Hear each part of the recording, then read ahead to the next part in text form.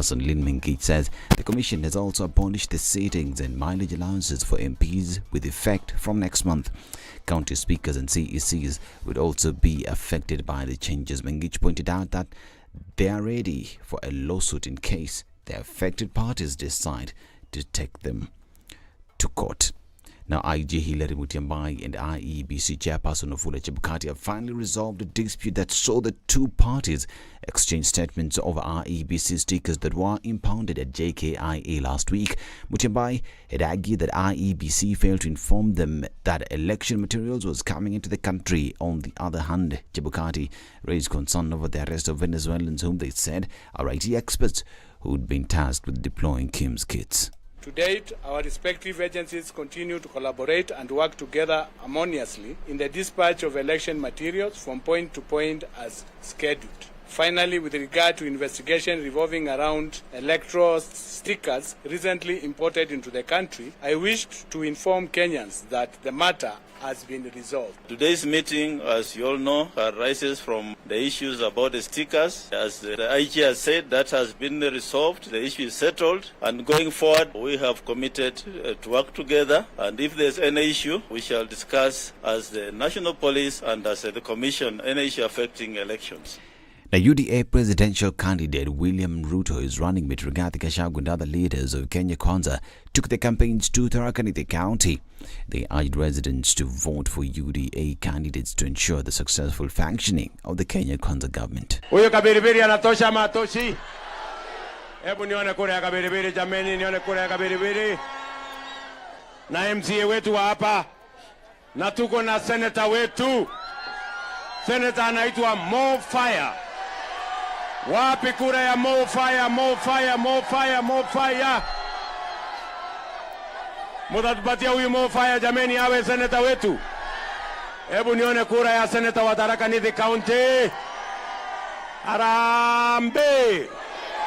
Harambee! And County Speaker Kithure Kindiki also asked President Uhuru Kenyatta to stop interfering in next month's election, but to prepare to leave office. Mumemsikia jana ile maneno anaongea, maneno ya chuki, maneno ya hasira, maneno ya madharau, na yeye anafikiria kwa sababu tumemuunga mkono alidhani sisi ni maabusu wake. Mr. President, we are not your slaves. This is Azimio presidential running mate Martha Karua has lauded the court's decision to order Mathira MP Rigathi Gachagua to hand over 202 million shillings to the government, money he allegedly received through corrupt means. Speaking in Nakuru County during campaigns, Karua says she's happy with the decision, asking Kenyans to vote for the alliance, which will fight corruption. Mahakama ya juu imekata kesi ya Gachagua, ikapata ile pesa. Mkikumbuka wale waliona debate, si tulisema akona pesa ya ufisadi kwa account. Koti imesema hiyo pesa itachukuliwa na serikali yote.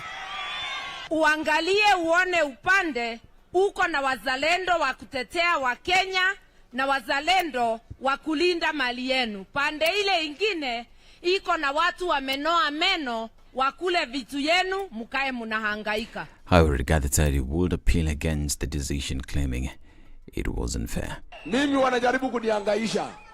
Walinishitaki, wakaniweka polisi, wakanifungia. Leo wanataka kuninyang'anya pesa yangu. Mimi naambia Uhuru Kenyatta, pesa chukua. Mimi nikizaliwa nilikuja hii dunia bila chochote, nikiondoka nitaondoka bila chochote.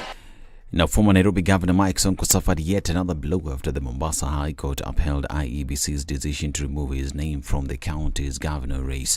The three-judge bench ruling, read by Justice Olga Sewe, also stated that the Supreme Court had already pronounced itself on Sonko's impeachment process and therefore they couldn't rule on new issues. This means that Sonko is out of the race even as he waits for another judgment from the East African Court on his impeachment process. And sporting activities will from today fully resume in all basic learning institutions after they were suspended following the COVID-19 pandemic.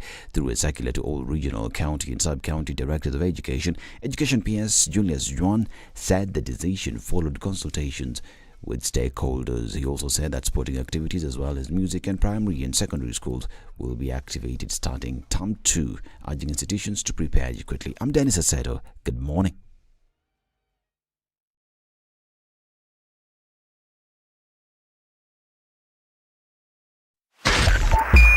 SpiceFM, Nyeri. The following takes place from 6 a.m. to 10 a.m. every weekday on SpiceFM. No, this wheelbarrow, how can you give people wheelbarrow? His party symbol is an umbrella. Is he distributing umbrellas in Makueni? Have you been told if we don't lock between 10 to 4, this is what we're saving? You try and call them, the same person who was in your house every day, because they know you are influential and you will give them votes. Call them after 1 month and see if they'll pick up their phone.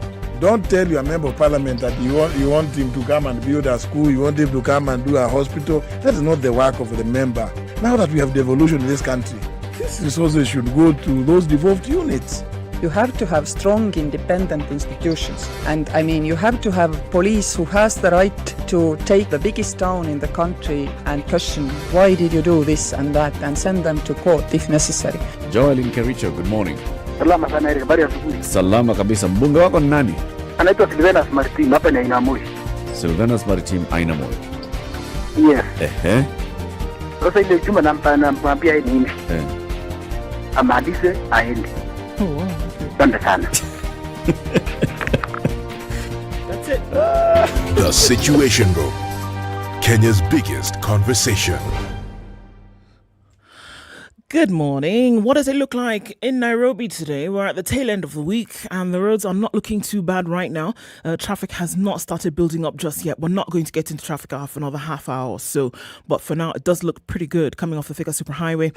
We're looking at traffic coming in through the Pangani Underpass. It's flowing free and clear. Not too much of an issue here at all. Looks really good on Uhuru Highway going into the city. Not going to have too much of an issue there either. At least not for now. Jogo Road is starting to build up. We'll see the normal build up this morning. In and outbound traffic has already started as you go past that Makadara train station on the eastern part of the city, coming out from North Airport Road out onto Outer Ring. Not much of an issue here either. We're at the tail end of the week. Things are looking pretty good. It's looking up, folks. Hopefully they will just stay this way through this Friday morning. Just in case things do get out of whack, talk to us. SpiceFM KE on Twitter this morning. Let's keep things moving.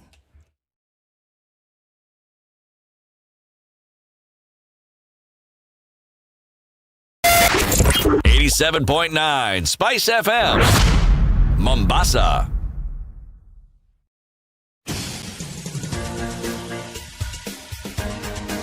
This is the Situation Room, the home of hard-hitting political commentary and penetrating insights about the state of the nation. This is a talk radio experience like no other. The Situation Room, a place for hard truths, debates, and elevated conversations. The Situation Room, witty, political, engaging, deep, controversial. In the room, we have C.T. Muga, researcher, academic, seasoned political observer, a fountain of wisdom in these politically uncertain times. Ndu Oko, Nigerian by birth, Kenyan by choice, communications expert, Pan-Africanist, a truth seeker and believer in people power, and Eric Latif, agent provocateur, the man in the chair, seasoned journalist, news hound, a man who believes in punching up, not down. Indeed, the only way to start your day. It's 9 minutes after 6 o'clock on this Friday, July 28th. We're really at the tail end of the month here,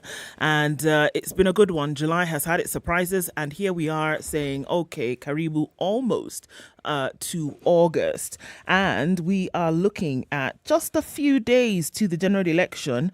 But it's great to be alive and keep things thumping. Good morning, CT. Ndu. Yes. Good morning to you. How are you?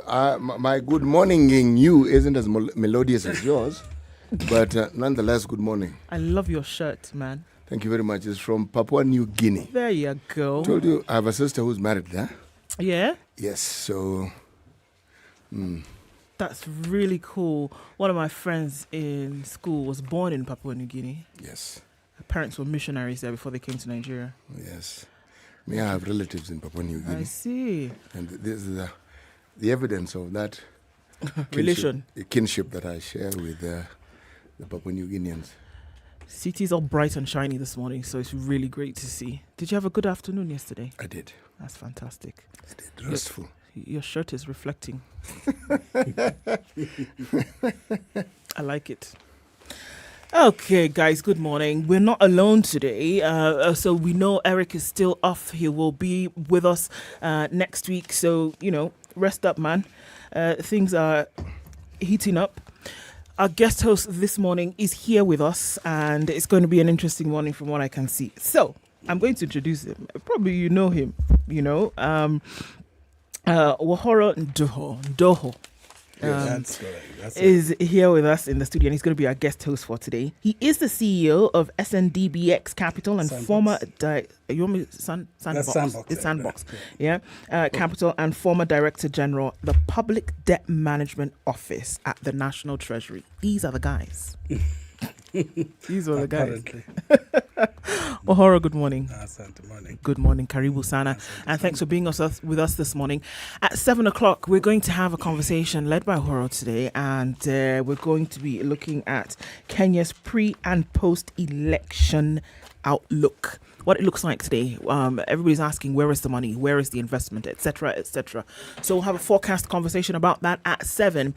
And at 8 o'clock, we've been talking about Pocket with Mozilla and looking at ways that you can store your information, store those things that you want to come back and read, listen to, etc.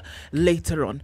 And we will have a conversation about that at 8 o'clock, looking at how Pocket by Mozilla is supporting local content creation.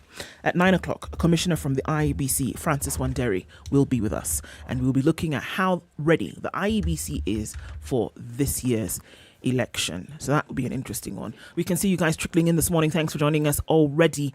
And as we get into things, we're very glad that you can be with us here on Kenya's biggest conversation as it kicks off this Friday. All right, as we get into things, let's take a look at what the COVID forecast, or rather what the COVID numbers are looking like now, and interesting stories. 579,439,686. That's what the global numbers look like now. 6,414,253, unfortunately, are the number of lives lost to COVID globally. All right, let's look in Kenya today in terms of what's happening with vaccines. 27 million vaccines available in the country. 9 million of those have been fully vaccinated in the adult population, and 2.3 million partially vaccinated in the adult population. 1.7 million are doses administered to the teenage population. That's between the ages of 15 to 18 years. 441,393 have been fully vaccinated, and we're looking at 35,000 who have been given their booster shots. So this is very interesting because the Ministry of Health had forecasted that they wanted to see 30% of the population having been vaccinated by June 2022. We're now in July and we're seeing 33.3% of the population having been vaccinated to date. It would be nice to see more of those numbers coming in, of course. And if you haven't been vaccinated, go out and get it done as quickly as possible. There's an unfortunate story coming out of India today. Madhya Pradesh, the particular province, 30 students vaccinated. That's not the sad part. 30 students vaccinated with one syringe. A health official is being investigated for vaccinating 30 students with a single syringe in the central Indian state of Madhya Pradesh. The incident took place in a school in Sagar district where children were being given the COVID-19 vaccines. India's health ministry mandates one needle, one syringe, only one time, and that's a protocol for COVID as well as other vaccinations. India has administered over 2.03 billion COVID vaccines so far. Single-use disposable syringes are widely used in India to avoid the spread of deadly diseases like HIV. However, there have been multiple incidences in the past where a single syringe has been reused in hospitals due to a shortage of equipment. Jitendra Rai, who was vaccinating the children, told the media that he was only given one syringe by the health department and he was just following orders.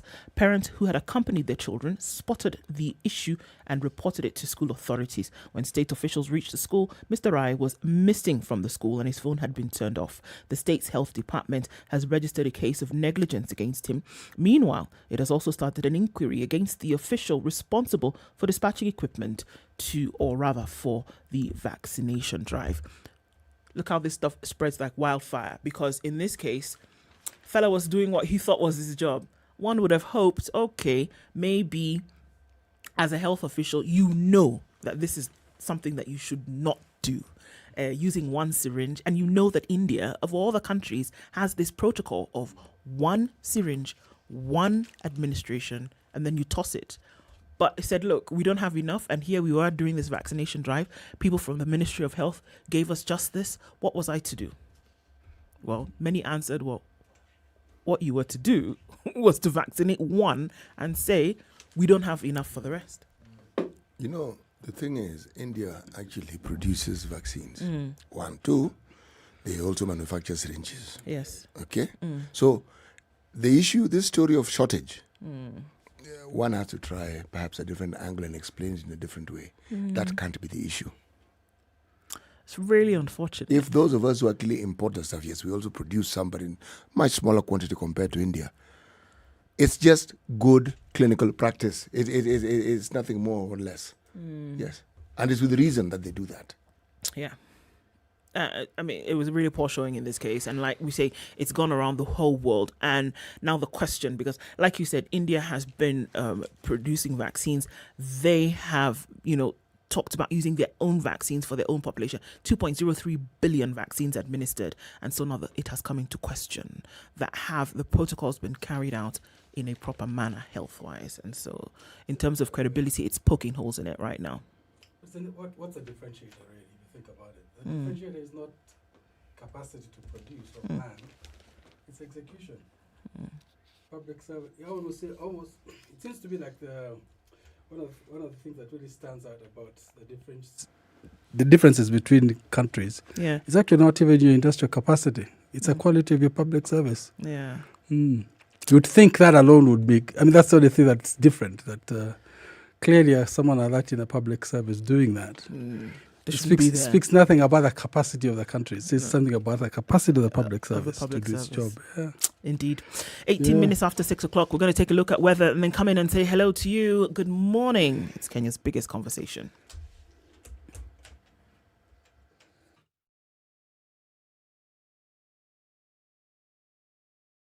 This is the Situation Room, the only way to start your day.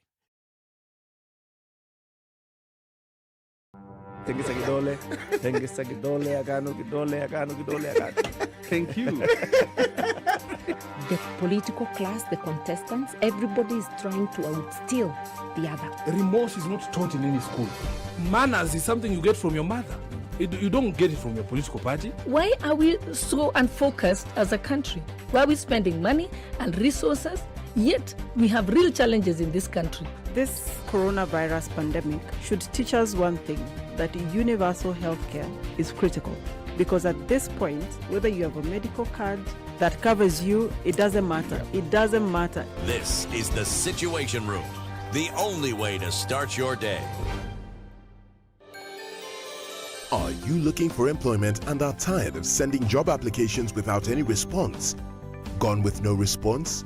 Tarmacking is now a thing of the past thanks to Skiza. Dial star 811 star 1 star 21 hash and subscribe to a ringback tune that reflects your qualifications only for 1.5 bob a day. And your callers will know your credentials and send you opportunities they come across. Set the tone with Skiza. 15 degrees cloudy conditions in Nairobi. We'll see highs of 20 and down to lows of 15 today. At 14, it's cloudy in Nakuru, highs of 23. And 19 will be the high in cold and rainy Nyeri at 14, coming down to lows of 13. And it's 13 and clear in Eldoret, highs of 21 and lows of 12.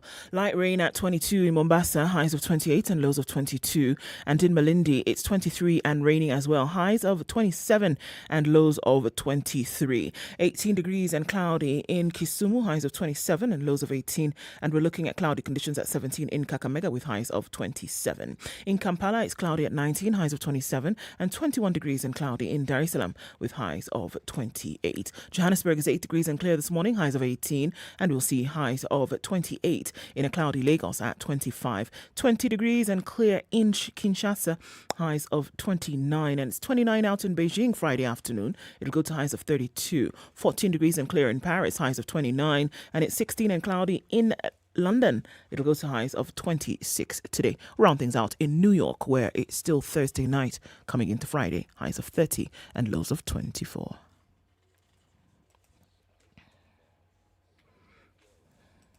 Spice FM. Spice up your life. Mature, intelligent talk every morning. Spice up yourself.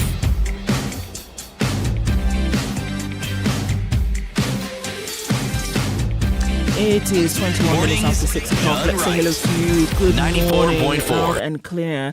Roberto says, yes, CT shirt is definitely lit. It's like the Spice Flame. Lit. CT, you know those things? You know? Okay, Eddie Adore says good morning and says the court has established that Mr. Gachagua received money corruptly from government agencies and has ordered its forfeiture to the state. Okay, it's now very immoral for Gachagua to continue as Ruto's running mate. He must step down. Okay, we'll have that conversation. Peter Njoroge says good morning, tuned in. If you may kindly ask CT if he can do an intro of the conversation. He does not need to rest. Or does he need to rest? City. Okay, on Monday morning, City will be the one to open the show. Ondisho says he's tuning in from Kamthusi, Mwingi. Abu Dhabi is where Sebit Yusuf is and says good morning.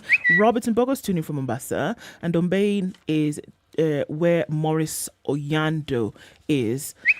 Muga S. Odero says he's Simon Muga and he's tuned in from Nyamasaria. Kisumu? Yes. He's like you. Like that. It's like you. Davey says he's tuned in and he's very happy to hear Papua New Guinea. Yes, it does exist. It's in the south. It's in the southeastern part of Asia. So it's a country. It's a real thing. It's a real place. People thought you manufactured the shirt as well as the country city. This is one of the benefits of freedom, isn't it? It is. You're not only allowed to think, you're also allowed to tell us what you think. And imagine things. Yes. Good morning, my people tuned in from Nairobi. CT, you're looking good in that shirt, man. I told you, I have an eye for these things. Mwangi Njoroge says, you miss Eric. Yes, don't worry, he'll be back. He's just taking a rest. He will be here. Otherwise, you're getting us loud and clear and waiting for CT's proverb. It's coming. He's got a shirt to boot. We're not leaving this one alone today, CT. We see all of you online this morning. Thank you for joining us. All right, as we get into looking at what's happening with the papers today, let's start with today's proverb. Good morning, boys and girls. The proverb of the day is brought to you by Aquafresh Fresh We Gel. have moved from the country of South Africa. We are now in DRC Congo. Democratic Republic du Congo. Yes. Where? No matter how hard you throw a dead fish in the water, it still won't swim. Let me repeat it. You clearly seem to think that as long as you throw it in water, it will swim. No matter how hard you throw a dead fish in the water, it still won't swim.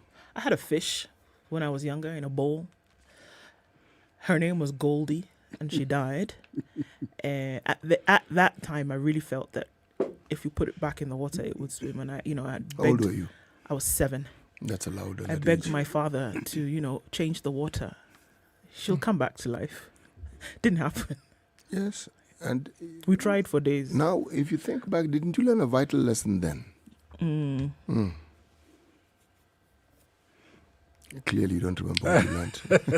So, what's the profound lesson here? You know, the dead stay dead. It really did, and stinky at some point. Yes, meaning, this is the thing about proverbs. You can actually extend the understanding of that proverb as far and as wide as you see fit. Because, in all honesty, this proverb is just stating a simple fact at one level. Now, because it's a proverb, you have to ask, okay, we've gotten the fact, but what exactly do you mean? You see, water is supposed to give life. Yes. Okay. So are we then saying that there are certain situations in life that you cannot change no matter what? No matter water. It's interesting. Well, for me, I thought it was a simple case of saying there's a point comes in a project or in life when you just walk away. It had to be.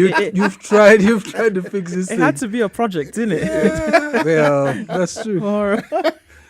All right. Just walk away. And, more like doing this CPR. Yeah, just walk away. Just walk away. Indeed.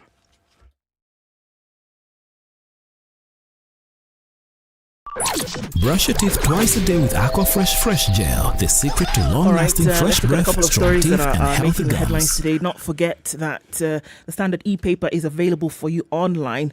It's a very affordable subscription you can have at your fingertips.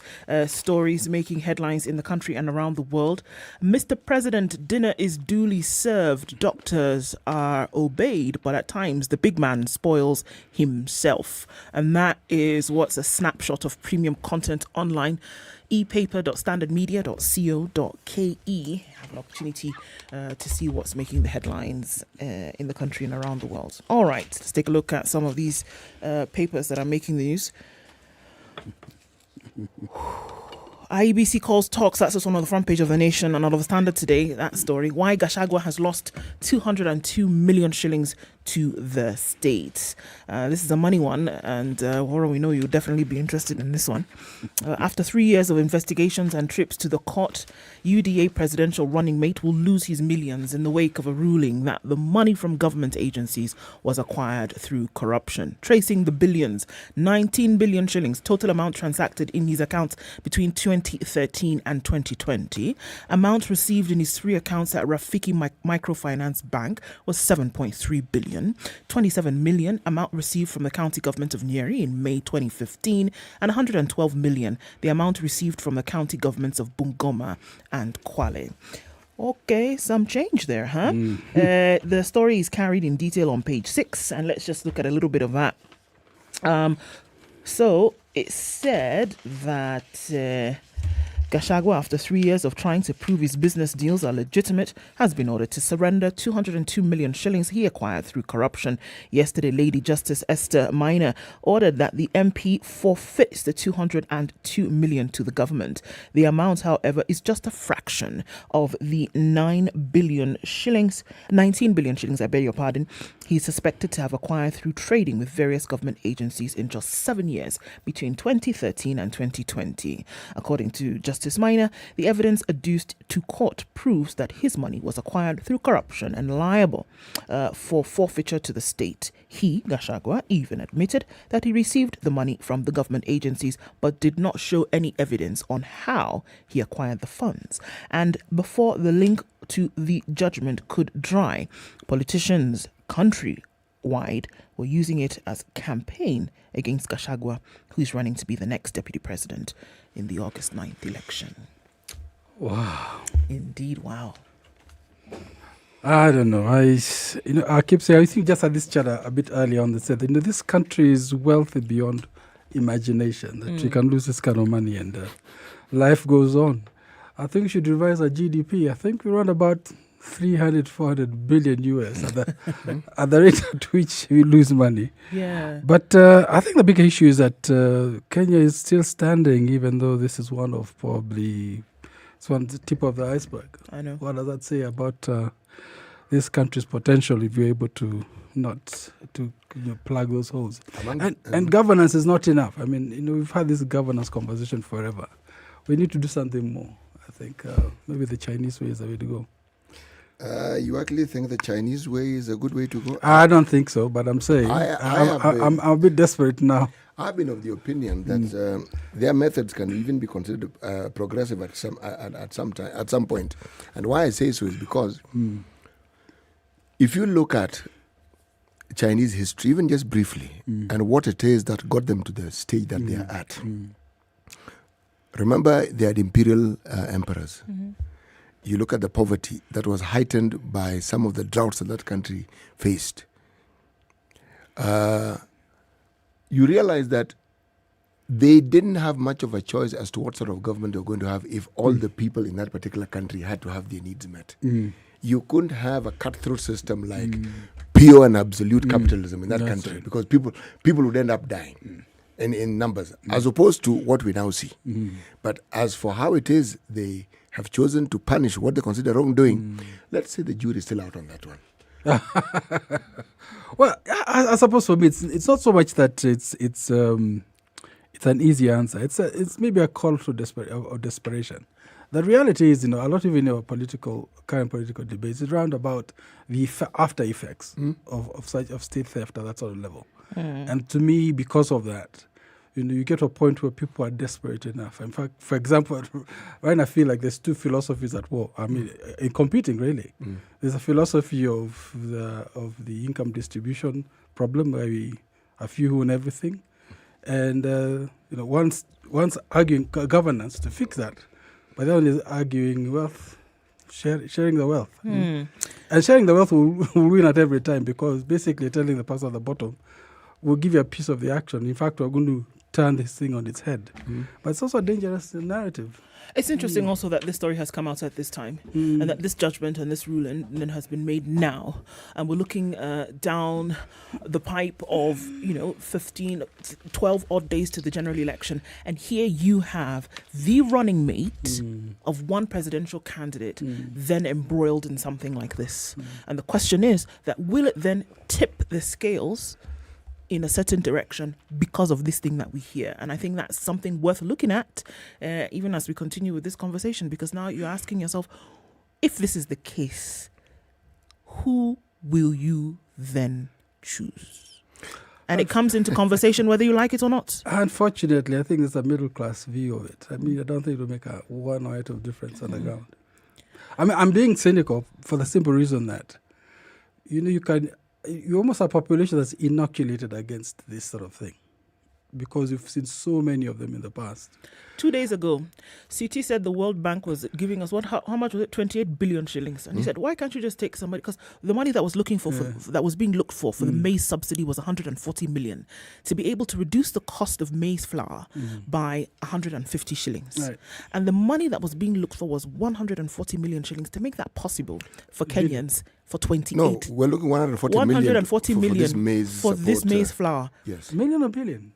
Million for 28 days only to reduce the cost of maize from 250 to 100 shillings for a 2 kg packet. Look at the monies that we're talking about today. That the court has said one individual, so let's make that direct, so it's not a middle class issue. The staple food of a country, right, for the 28 days that they're looking for reprieve, could more or less be gotten from the accounts of one man. That's right. It is not a middle class issue. It is a Kenyan issue. Let me refine it. What I mean is that the concern that surely this will change the outcome of how Kenyans vote, is what I'm saying is a middle class view of it. Because on the ground, as a population, I think we have been inoculated against this. I mean, the outrage I hear in your voice and it's in my voice, is real, but on the ground, beautifully different. People, and I'm beginning to say, how do you shake it at the ground? Because it ought to be. It ought to be, yes. I think that's true. It ought to be, but see, like kind of said, we've got a competition. On one hand, the competition for the 1%ers who run the entire shindig, and then the wealth redistribution promise that the other side is telling us. That's very sexy right now. I think it's very attractive. It is, but you see, it undermines the whole question of what you're saying. Is a governance surely should be the guys should not work, but they're not going to work. But my brother, Oro, just think for a single second and ask yourself the question. You say they're inoculated. That's what it seems like. The fact that something is simmering and it hasn't erupted doesn't mean it doesn't exist. True. You see, one of the things that perhaps has been useful in this country when we open up the political space is that it provides for division. True. People are able to support this and support the other. So, yes, they vent. And also, there's something that we have in abundance in this country. It's called hope. Yes. And yes, you don't want to change that. Yes. No, we don't want to change that. Now, what the political class and the ruling class have been doing, they've been chipping at this every so often. When you have cases right from the 70s, 80s, 90s, prosecuted, you don't even know where they come to an end. You would be right in taking the view that you've taken, that they've been inoculated. I am saying it's building up. And that's where now my view of China and the progressive element comes in, because as far as they're concerned, that's crime against humanity. Then they shoot you. There's no jail time for you. Yeah, you're gone. And if you look at it, they are right. They are. Because what you are doing doesn't disadvantage people, it kills people. It kills people. People who did not need to die. Indeed. 25 minutes until 7 o'clock. Let's take a quick break and look at traffic, see what's happening on the roads, and come back and take a look in the papers.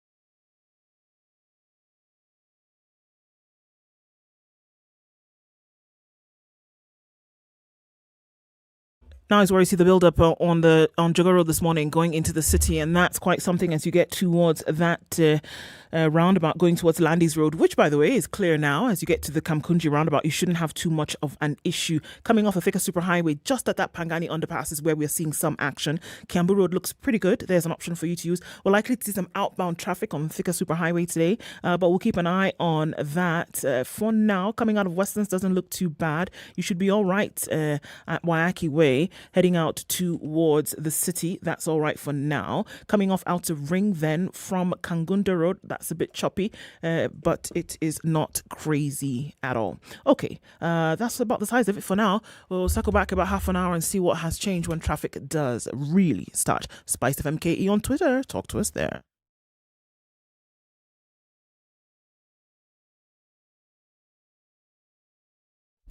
Classic soul, R&B, smooth jazz, neo soul, and nostalgic ballads. Make some noise. Yeah! You're listening to Spice FM. Do you sometimes come across all this interesting and amazing content online, and before you know it, you're 10 tabs in? Or sometimes your browser refreshes itself and you lose that video or write-up you were keen on. In these moments, I bet you wish you could store this content somewhere so it's accessible to you when you need it or want to share it. Well, you can. It is as simple as putting it in your pocket. Thanks to Pocket by Mozilla, you can curate what you love, save it to your list, and access it even when you're offline. It gets better. You have the option of listening to your favorite articles, and before you ask, of course you can watch video content as well as even when offline. Filter the best of the internet and download Pocket by Mozilla now. Available on iOS and Android. Stori zetu kikwetu. Yolanda Mulo and DJ Absolute. When the gang is together, you know it's Sugar and Spice. Great vibes, conversations, a lot of humor. I like to say we don't give an F, we give 3 Fs. You and I are in this relationship, so it is me to tell you who we are. When you ask a chick, how many guys have you been with? She's like, including you. If it's fun, it's funky, it's fresh, you're definitely going to catch it here. I don't know what you do every day from 11 a.m. to 3 o'clock. If I were you, I'd tune in to SpiceFM 94.4. I want you on my team. So does everybody else. Yeah. Mature, intelligent talk every morning. Spice up yourself. All right, we're going closer to 22 minutes to 7 o'clock, and let's keep looking at what's going on. What do you have, Horo? All right. I've been looking at Shagwas, of course, is a going story. I don't know. I can't seem to get past it for a simple reason. And please bear with me. Okay. When you have a situation where it's cut and dry, it appears as this one is. I don't think there's much debate around the issue of guilt here. It's a question of what consequences follow that. It tells you quite apart from the timing. What can you as a citizen do that can force an issue like this? In other words, I know it's been put there strategically for political reasons. But you see, I always come back to this. We wait for our leaders to do things for us. But is there anything we as a citizen we can do at this point in time other than just moan about it? Or not vote? Well, but if you don't vote, it's cutting your nose to spite your face. Yeah, that's right. Well, that's what But beyond that, it's honestly like voting is a vote is such a blunt instrument. You exercise it for 2 minutes every 5 years, and then you have to sit back and wait. Are there things we can do that the citizens we can get involved in things like this on an ongoing basis? I think our brother Hora has been listening to the show, hasn't he? We've actually had the debate here. Yes. And we had 2 groups of individuals. Yeah. A group representing Langata, another representing South Sea. Yes. And now, the very thing that you're asking, right, they asked and they came up with an answer. Okay. They got themselves into a caucus where they call would-be and wannabe political contestants to come, and these town hall meetings, they call you and tell you, come and tell us what it is that you want. Please. And we will ask you questions and we want to know whether you know us, you know our issues.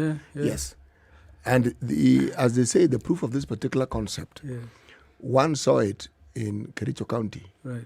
When there's a gentleman by the name of Eric Mutaya, a university lecturer, an ordinary citizen. The citizenry decided to donate to his campaign. Right. I'm told he got 10 cars branded. Wow. Citizens, ordinary individuals giving 300 shillings towards his campaign. Right. Okay? So that's interesting. Yes. I actually joined a group like that. It's called Tugutuke. Yes. It's exactly the same idea. But it's a whole notion of we need to move, we need to rebrand, we need to rethink this democracy of ours to exactly that. It becomes basically we govern us by town hall meetings if need be. Because actually, even after you've elected the guy, how do you make sure that he stays honest? This is it, because this is one of the things that they actually do, is that they make them then basically sign an agreement with, because it's the people over whom you will lead to sign an agreement that, look, down your tenure, should you win, through your administration, if we find that the things that we've agreed upon you do not do, then we then, the prerogative is then to, table a no confidence vote in you. But and have you essentially removed. No confidence as well as the citizens. In our younger years, for example, couples fellowship. He's referring to us in our younger years. In our younger years. Okay. we were younger ones. I'm working desperate to stay young. Anyway. We had this thing called, among couples, used to call it meddling rights. You had to pick a friend where you said, anything you see in my marriage, you have meddling rights. In other words, at any point you can just shoot straight with me and tell me what's going on. And it was pretty disastrous for those of us who took it to heart and tried to implement it. Can only imagine. But I imagine some sort of meddling rights for citizens when someone behaves like this. But this is exactly what we're saying, and this is what the citizens are holding these fellas to account for, is to say that, look, should you then get into office, and some of the things that you told us that you were going to do, or the manner in which you said you were going to behave, we find that you've done the opposite, we then have the right to come back to you and say, we will do what we need to do to remove you from office. So like a vote of recall vote. Yeah, absolutely. Actually, we suggested to them, don't threaten them. No. What you do is you have in the conversation, the very thing that you would do when you want to recall them, do it. Yes. Have the signatures ready and tell them, we have it ready. So, So we're giving you 6 months to get used to the job and so forth. Yes. Come back and tell us. Yes. A year goes by and we've done nothing. When you begin the second year, you see this thing that we've got here, we'll implement it. Just so that you know. Then that's easy to do. Change the law. Well, but you have to elect the guy, so I'm going to change the law. Who will not cut their nose to spare their face. They won't, but the truth of the matter is that is not changing the law. That's now they're changing the constitution, so to speak. Yeah. And a fairly difficult thing to do. Yes. Okay? If you just... The point is, we want to normalize accountability. True. We want to move away from this position and mind capture that we have as a country, that when someone is leadership, you don't question them too much. Actually, when the leadership, question them a hell of a lot. All the more. Yes. Because what you've done is you've actually taken certain rights and given it to them. You are right. You've certainly given certain responsibilities that you have and given it to them. It's a serious position. It is a really serious one that unfortunately has not been taken seriously all this time. Yes. And it must be. It must be. Then you take it at the top then. You start at the top. Yes. You don't. I mean, it has to start. Yeah, it has to. There's no way it's going to work anyway if you don't start at the top. And you have to make that recall, not something that goes through such a administrative process that it's meaningless. Yes. You start at the top, yes, but you see the way the human mind works. You start them with something that they see is doable. An MCA is somebody you see every day.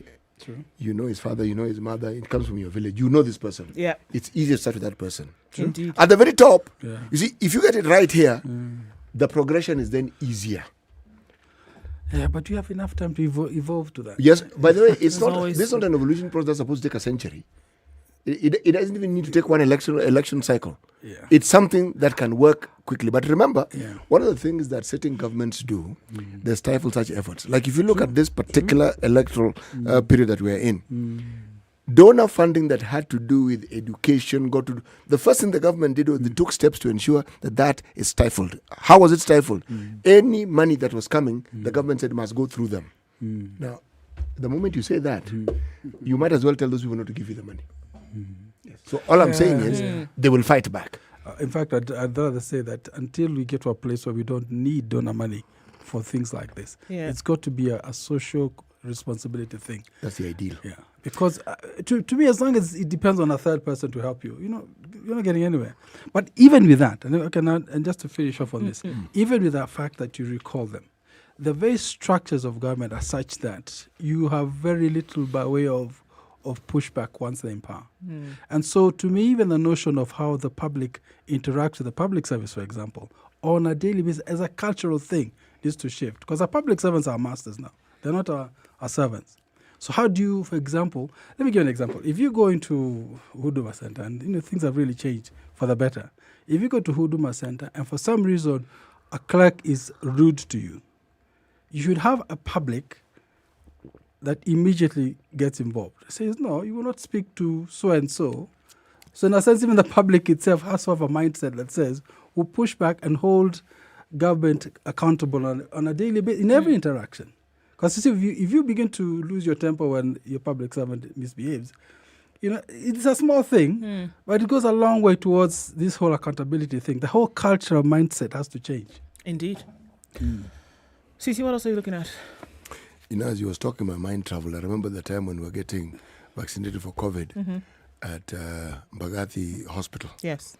And I recall a gentleman decided to cut the queue. I mean, he just walked in front of a lady, and the lady was a Kenyan of, I believe, British ancestry. And she protested. Of course she did. And I joined her. And I said, excuse me, sir, you really do need to get to the back of the line. We have the same rights as you, and we want the same service as you. And I think he looked up. And he looked a bit confused. And I said, you have to get to the back of the line, sir. Yes. So and he walked out. He mumbled something and went to the back of the line. At the end of the day, he went back to the line. That's where my mind went there. So I'm thinking, sometimes you need to call out something at the point when it's happening. That's where my mind went to. Cultural change, yes. Mindset. Change your mindset. Okay, now, what am I looking at? There are these stories of IEBC, more IEBC. But the Standard on page 22, now they are, hey, how demons come back to haunt you. Oh. Yes, this one. Remember there was something that happened to NYS scandal. There was a problem. There was a story. A bit of a problem. It was a spot of bother, as they would say. And it didn't, my goodness, there were a whole host of people, okay? Devolution PS, God knows who, a whole, now. The magistrate found the then devolution PS, a gentleman by the name of PS Peter Mangiti. He said, no case to answer, isn't it? Okay?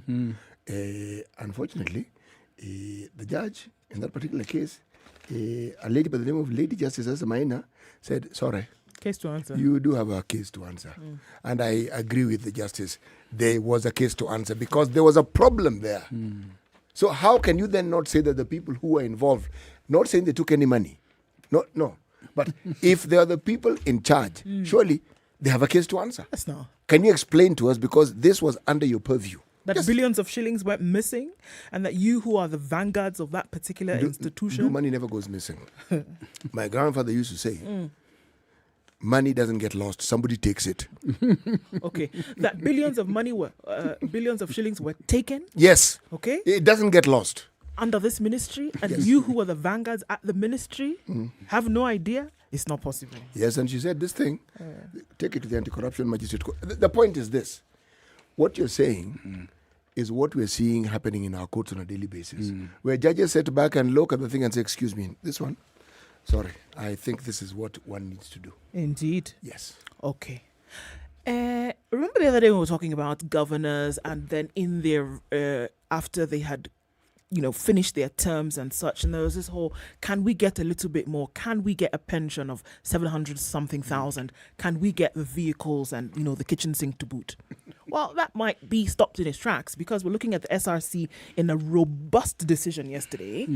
MPs get salary increase? Hold on, in latest review. But members of parliament got a marginal pay rise in the latest remuneration and benefits of state officers in the executive and legislative arms of government announced by the Salaries and Remuneration Commission.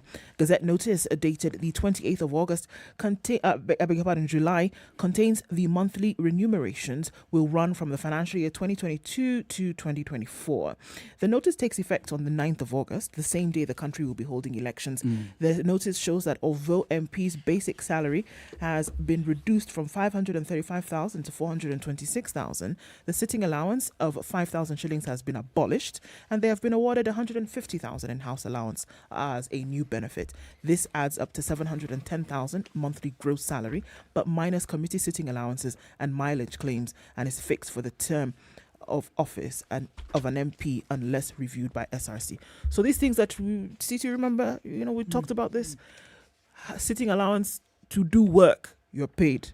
Mileage, you're paid. SRC now has scrapped those things. They don't exist anymore. However, they've added 150,000 shillings house allowance, right? And they've reduced the basic monthly salary, which of course MPs were up in arms from yesterday. But they've added house allowance 150,000 and 134,000 in salary market adjustment. So what have they actually reduced then? They've removed...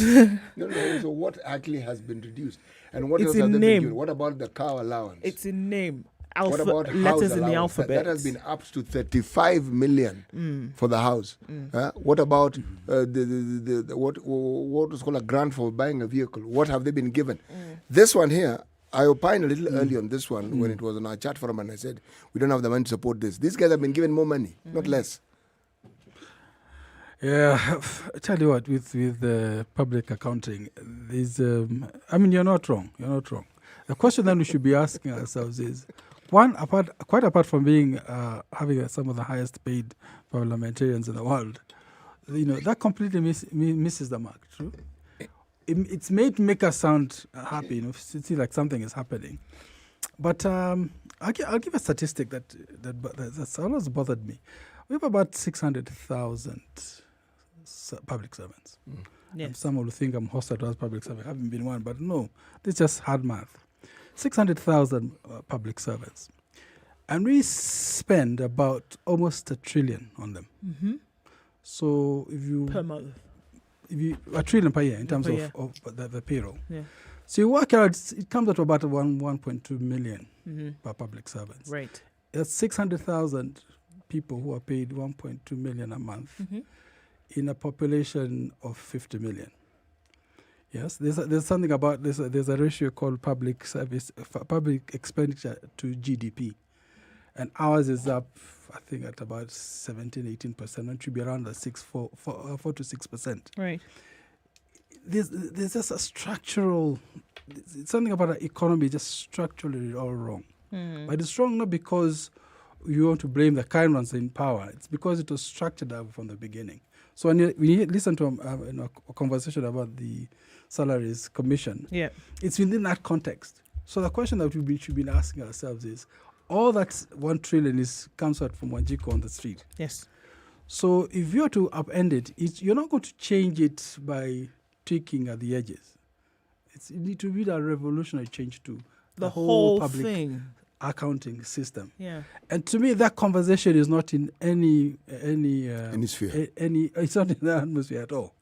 And I don't think it can be unless then you almost create a second. And this is why devolution was good, that it was the beginning of that sort of process of saying, if I can't quite attach value to what you're doing, you can't justify where you exist. So how do you, for example, do that for for MPs? Of public servants. That if we cannot justify these huge monies that are being paid to them, then how do you justify their existence? What's a contract, for example, with an MP? When an MP gets in and you pay him 2 million a month, what's a quid pro quo for him?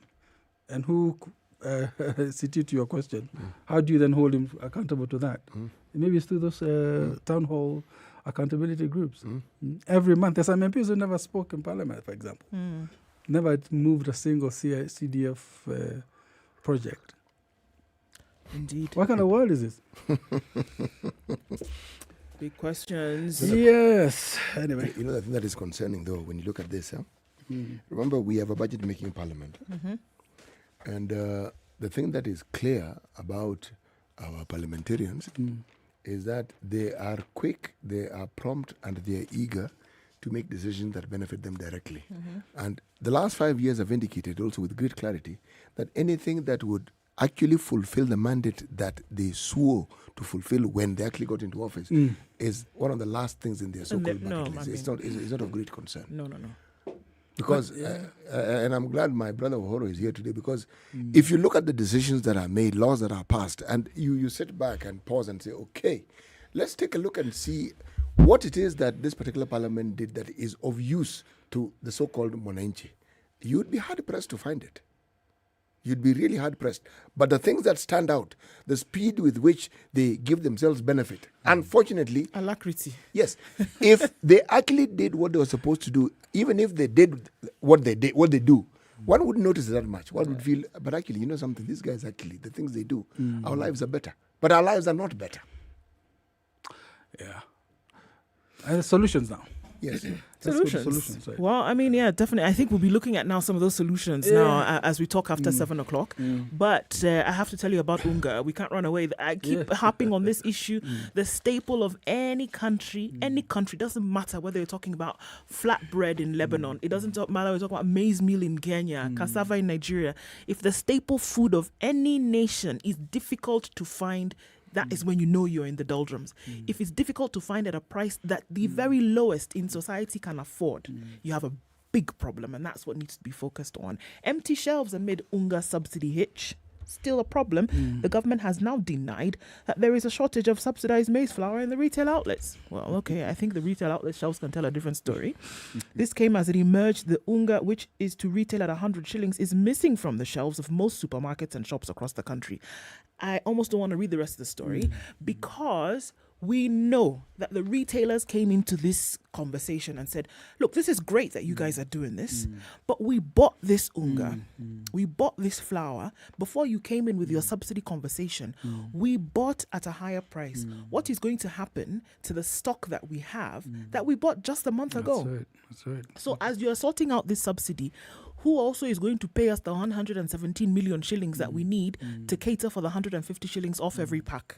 If you're going to sort that out, then absolutely. Right. But the maize flour that will remain on the shelves right now is the one that costs 250 shillings because that is what we bought. Simple economics. Simple economics. So the truth of the matter is we keep saying the situation on the ground, and it turns out to be a real thing. And the situation on the ground right now is that the 100 shillings UNGA is not available. Because retailers are saying who is going to fill that gap. Then we have the problem of credibility, because even the last subsidy, food subsidy in 2017, there was issues that people have not been paid to this day, among others. So, so then what's the solution? What are the solutions? You know, these are things that you'll be able to tell us a little more, because it's budgeted for. We are told the money is available, and somehow the people who are supposed to get it never quite get it. Problems. Worries and problems. All right. We're going to have this conversation after 7 o'clock. A pre-election, post-election economic outlook. And what does it mean? What does it portend for the country moving forward, even when you bring in a new administration by way of election? Speaking of elections Bill Anoma is even as you vote, and I've been saying it this whole week, we've been talking about it for the last month or so, NCIC, which is the National Cohesion and Integration Commission, joining hands with the Standard Group to remind us that even as you vote come the 9th of August, that you have a duty to keep peace, a responsibility to keep peace with your neighbor, keep peace with those that you have traded with for the last 4 years and 11 months. Bringing in a new administration, 9 years and 11 months, that you can keep the peace no matter what the outcome is, because day after the elections, you still go back to trading with and loving on one another. Elections bila noma. Let's get into more conversations when we come back. And for now, it's 7 o'clock.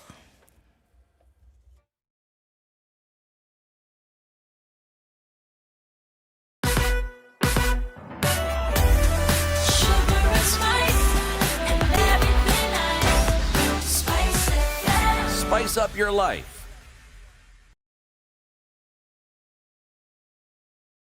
The latest news from around the world. 94.4 Spice FM.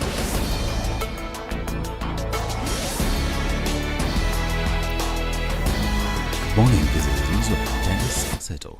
The Salaries and Remuneration Commission has now abolished sitting allowances as well as car grants and transport mileages for members of Parliament.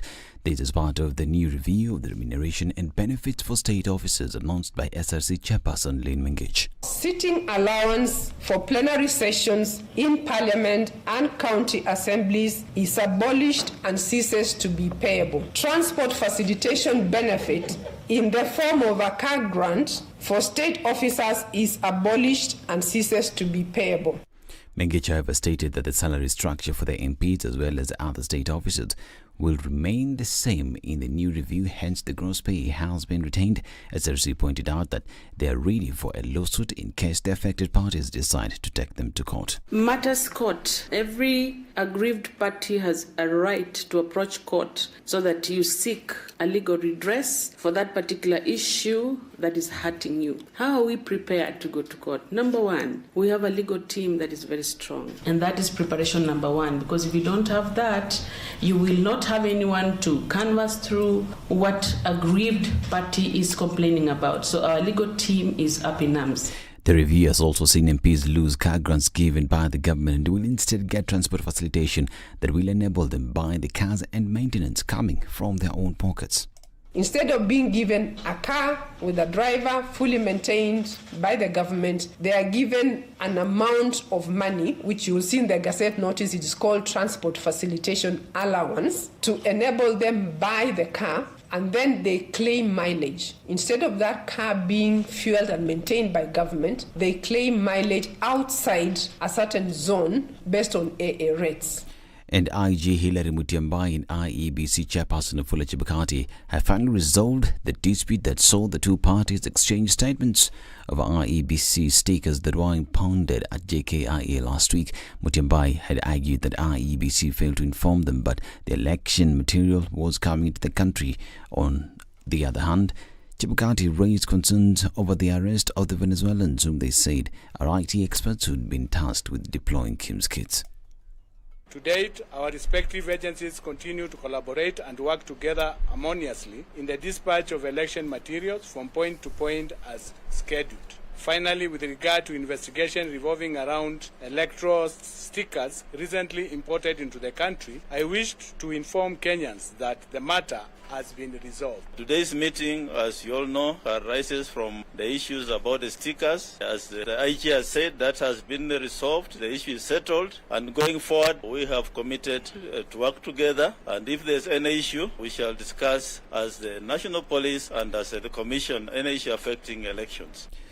And UDA presidential candidate William Ruto, who is running with Rigathi Gachagua and other leaders of Kenya Kwanza, took their campaigns to Tharaka Nithi County. They urged residents to vote for UDA candidates to ensure the successful functioning of the Kenya Kwanza government. Huyo kabiribiri anatosha ama atoshi? Hebu nione kura ya kabiribiri jameni, nione kura ya kabiribiri.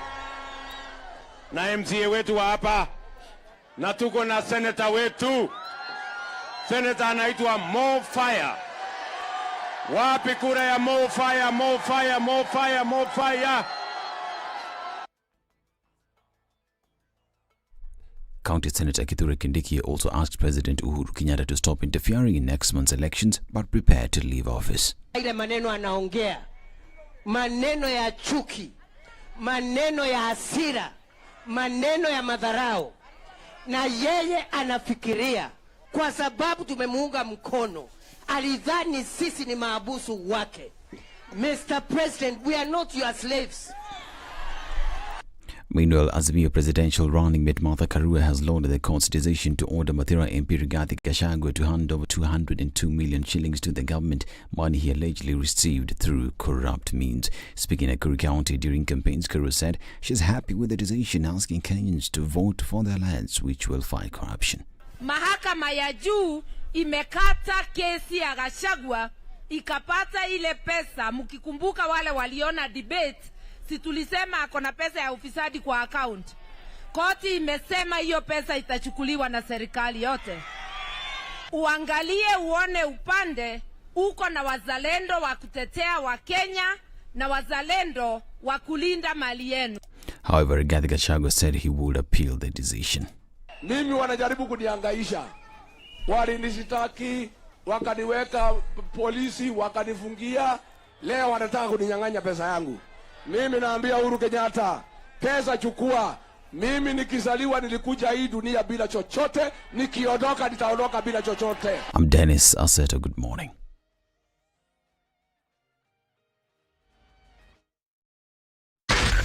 Spice FM, Nakuru. All right, at 5 minutes after 7 o'clock, we're looking at traffic on the roads has built up quite significantly, looking at the thicker superhighway. It is Friday after all, and we expect that will build up quite some as we are getting into the morning. Southern Bypass looks pretty good as you're getting in and out into the city on the Uhuru Highway this morning. We're seeing some traffic that has built up as you're going out towards the roundabouts. Okay, we're also looking at Langata Road and has picked up quite some as you get towards Raila Odinga Way. That's all right. But then coming off Ngong Road, just at that roundabout is where you'll see a little bit of it here and there. Thicker superhighway, really heavy traffic well through to Survey. And then coming off Kiambu Road as well, in and outbound traffic has already begun. Looking at that exit of the Nairobi Expressway as well, some traffic there. James Gishuru doesn't look too bad, but as you get to Waiaki Way, you should be able to use the Red Hill Link Road to get off Waiaki Way if that is your cup of tea this morning. It doesn't look too bad right now, but we're likely to get into traffic around about 7:30 or so, and we'll see what happens then. Let's talk, guys. SpiceFM KE on Twitter to keep things moving this Friday.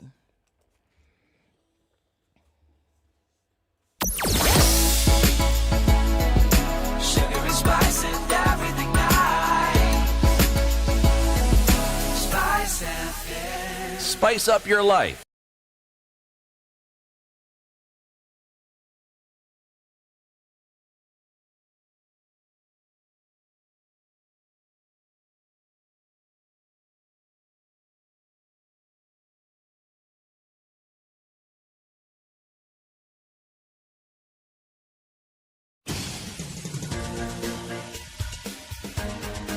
This is the Situation Room, the home of hard-hitting political commentary and penetrating insights about the state of the nation. This is a talk radio experience like no other. The Situation Room, a place for hard truths, debates, and elevated conversations. The Situation Room, witty, political, engaging, deep, controversial. In the room, we have C.T. Muga, researcher, academic, seasoned political observer, a fountain of wisdom in these politically uncertain times. Ndu Oko, Nigerian Indeed, by it is the only way to start your day. 8 minutes after 6 o'clock. Karibuni sana. It's a Friday, the only Friday of the week. I know certain gentlemen may have called it something else, but that's okay. Thanks for keeping it with us this morning. Good to have you guys here. Our live stream's up. Got to remind you that if you can't tinkle on your radio and get that, you can join us on YouTube and Facebook live this morning. CT Muga Ndoko with you today, and our guest host for today, Wahoro Ndoho, is with us. He's the CEO of Sandbox and the former Director General of the Debt Management Office at the National Treasury, and so we'll be reflecting some of those conversations this morning. Before we get into it though, let's hear today's proverb.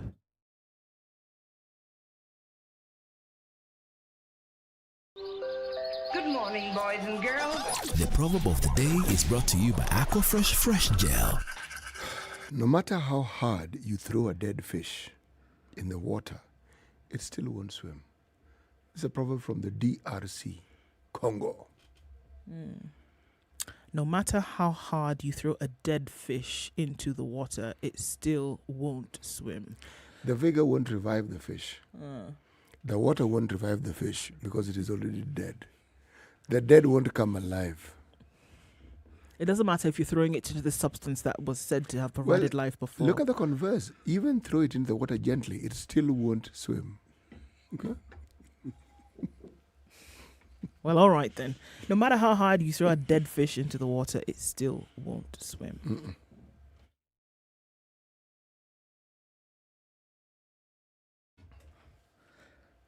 All right, so we continue with that conversation this morning. What's making the headlines today? And one of those big stories is what the court has decided will be the case, that there will be the forfeiture of 202 million shillings from Mithira MP Rigathi Gachagua. And the question is, what does this really mean? So, I mean, as we're having this economic conversation, reflecting into, pre-economic state, post-economic state, post-election economic state of the country, it's really something to reflect, Ohoro, and ask ourselves the question.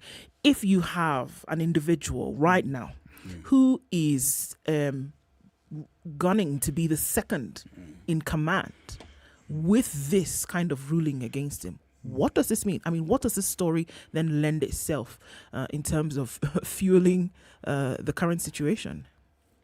I suppose it's a pretty sad commentary on us as a nation to some extent. This is a court of competent jurisdiction that has gone through the hoops.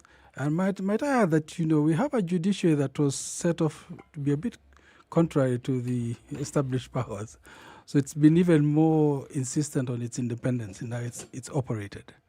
And so for them to come through this process and end up with a judgment like this, now the timing, for whatever else you might think about the timing, it just means that two things that immediately stand out of mind to mind. One is the economic benefit that is foregone when someone steals or is accused and proven in court of stolen that kind of money.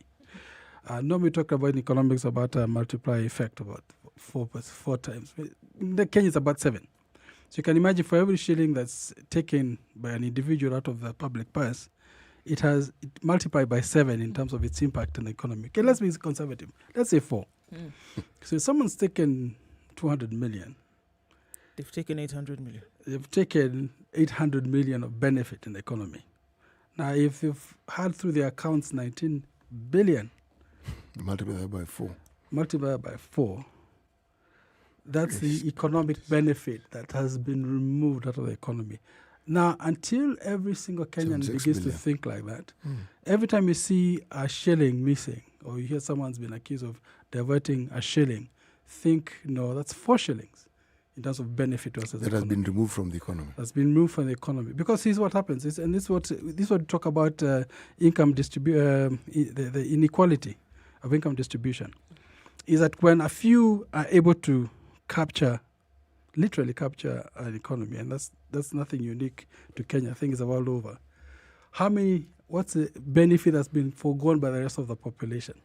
And a point comes which makes, to me, these particular elections one of the most consequential.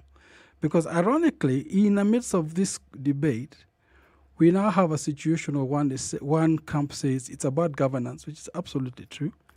But the other one is saying, no, it's not about governance, it's about income, wealth distribution, without asking the question of how was that wealth first generated. You've created a problem, you've created a situation, a near revolutionary situation now, where such a huge proportion of our population is so poor that a promise that you're going to share the wealth, basically you're going to do a Robin Hood on them, is very attractive. But it doesn't go to the heart of the issue of the structurally, if you've not changed the structure of government or the structure of public finance to a place where we are confident that we will not have that sort of leakage, then all we're doing is just setting ourselves up for an explosion down the road. And part of the reason this is a good, that's how we should be thinking about a story like this. And if you're not, then we should ask ourselves, not only is that debate happening, but there doesn't seem to be any sense of governance in terms of will someone step down. Just normally, in fact, that's one of the big things with the Jubilee government. In fact, it started with the Kibaki government, that if you're accused, you step down while the investigations are happening. Clearly, that rule has gone out the window.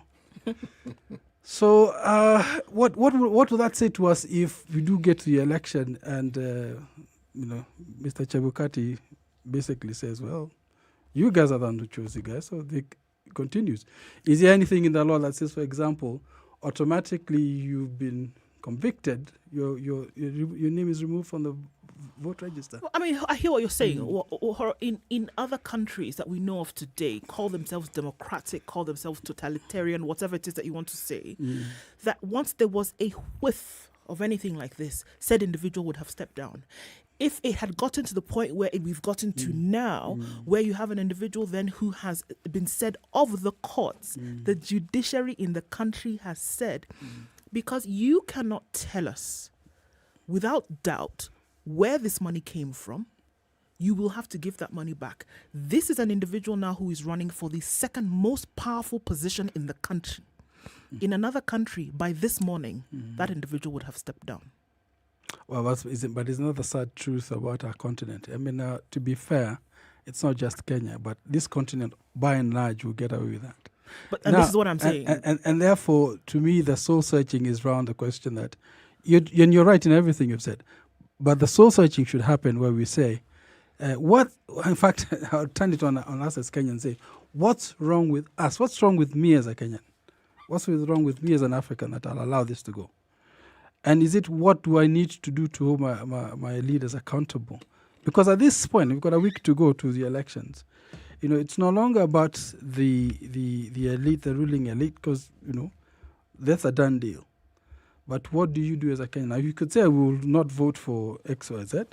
That's exercising a prerogative. But even more importantly, is asking structurally going forward, this cannot be allowed. And the fact that we have a judiciary right now that seems to be fairly independent is actually a godsend. And ironically, it happened because of Maraga, annoyed someone, and then suddenly it gave the judiciary a backbone to basically push back. And so, in a sense, this particular ruling is probably one of the most independently crafted ones by a judiciary that's very determined to be independent. What would that structural change, what would that structural change look like to ensure, because as far as we're concerned, or from what we hear, there are safeguards in place to make sure that people do not pilfer public funds. So what would a change look like in the civil structure to make sure that people cannot run away or, have this kind of funds in their accounts, which, according to the courts, clearly belong to the government? The only one we are given, of course, is voting. And I'm saying I think the inadequacy of that is pretty evident. The next question you should be asking is, right now, because we know the next government will be looking at the constitution. There's a position we must develop as a citizenry that says these are must-haves in whatever changes that are coming. But mind you, we only ever respond to the leadership. We never initiate things as a population. And that's what is a structural weakness in this debate. The Kibaki era brought out something that even I even at that point in time, I didn't think I would see in my lifetime. Because, see, this situation we're talking about, the prevailing one, it was similar before 2002, where one got to the point and figured, this is the life we're going to live, and you might as well just adjust and get used to it. Public service will not be public service. You will not have civil servants doing what they're supposed to do. There'll always be someone looking for a kickback. This story we're talking about now, it was prevalent then. Literally prevalent. Then when the Kibaki government came in and one saw the stand that they made, the shocking thing for me was the citizenry followed. Which means all along, they were willing to do what they knew was right, but they were afraid to. That's very true. And I dare say, if that was the example then, in my mind, it is the example now. Most human beings don't want to be different. True. You don't want to stand out. So you don't want, if, say, for instance, in my neck of the woods, if the entire thinking process is that support for the leadership has to be one Raila Odinga, even if you think differently, you will be afraid to say so. If you come from the Rift Valley and the thinking is that the leader who's to be chosen is Dr. Ruto, and you think differently, you will be afraid to say so. When Uhuru Kenyatta was the leader who came from Central Kenya wanted to be president, and the majority felt it was so, you didn't think so, you would be afraid to say so. It is how we are structured. It's human nature. We have learned, and ours is I'm saying is learned behavior. And the thing that we learn also, which is negative, is that when you have a preferred candidate, you also then look for every opportunity to speak ill of anybody else who you think is in competition with your chosen leader, whether it's true or not. And also an opportunity to continuously sanitize your chosen leader. Yes. It doesn't matter what they do. If you start at the top, this thinking cascades down. So the allowance, and I'm calling it an allowance, that is given to the top leadership is then given to other people who also aspire for political position. So the MP can't give an account of the CDF, but somehow you sanitize it and you say, well, you know. There's a well, you know to it. The governor is given billions of shillings, and there is hardly anything that can justify this expenditure of that money, but somehow, you know, Now, the question my friend Woro asked earlier on, the solution. Actually, the solution boils down to what the citizenry is willing to do. Because again, we are going to choose the leaders, and after we've chosen them, the thinking ought to be, don't focus on the election only. Focus on what you do before the election, and then focus on what you're going to do once you've elected this person to ensure that they do what they're supposed to do. Don't leave them to run wild and do whatever it is that they want to do. The question is, how far then are folks willing to go to make sure that an individual, a group of individuals, then just does not continue to run amok in these positions of leadership? And also, I think a further question to that is, then how uncomfortable have Kenyans become, or Africans become, with the status quo? Are you uncomfortable enough with it to do something about it? And then that's what we're talking about in this hour. The pre-election forecast, the post-election forecast. Look at the things that we are faced with today. How uncomfortable are Kenyans with corruption? How uncomfortable are Kenyans with the current state of things today? That the staple food in the country cannot be bought at 100 shillings. You can't find it at 100 shillings. That it is too expensive for the majority of Kenyans to buy. And let's be honest, that the majority of Kenyans are the ones who are looking for this 100 shillings for 2 kg. In some cases, it's too much. How uncomfortable are Kenyans with the fact that, in some parts of the country, the health system is not up to scratch? How uncomfortable are Kenyans with the position when it comes to education, that we've not really quite gotten it, even with the experts that we have in the country? How uncomfortable are Kenyans with the fact that millions of shillings is lost on a daily basis that translates to 4 times the millions when it comes to what could be used to save economic them? effect. Look, I tell you one thing that we probably we took a turn on a political road, which I hope we will go back and correct and rectify. A critical solution is actually having an effective opposition. Well, something that we've not had in this country for the last 5 years. The fact that you have an opposition that's basically been co-opted, I think it was a good move for so-called peace to the nation, but it also meant that we lost the ability to hold accountable. The whole structure of accountability then, political accountability, failed because of that. But among other things, that is definitely something that needs to be reintroduced. Ironic, but unfortunately for us, is as tribal people, as Africa, as tribal people, we derive a lot of our own identity in our leaders. So that idea of a free pass is a given. The reality is, if you've ever been to some of these meetings yourself, and I've had the opportunity to be there, it's impossible to speak up. It's not just human. It's self-protection. You don't stand up and self-preservation. Actually, preservation. You have no way of overcoming that. So it has to be two things. It has to be structural, but the fact that, and this is hinted to what Kibaki did. Kibaki proved that it is not the horse that wins the race. It's the rider of the horse, and that the horse is the public service. Same public service, different effects. So again, unfortunately, we come back to the quality of the leader you get and what decisions and how well prepared he is to do a Kibaki type of leadership, or you'll end up with a Kagame type of leadership. But it has to be decisive leaders who make the public service deliver what it's supposed to do. And we end up working in a circle, because even for that public service, the public service is on its toes if it has a very proactive citizenry that says, no. Before you give us what it looks like in terms of an economic forecast, yesterday we had Professor Lukoya Twoli here in the studio. Right. And he told us that people's natural inclination, coming off a comment that CT made, that people's natural inclination is to want to be corralled by one authoritarian leader. One leader who is going to come and say, do this, so long as it's in the correct manner, do this. And that people's natural inclination is to want to follow that. That we want to be told what to do.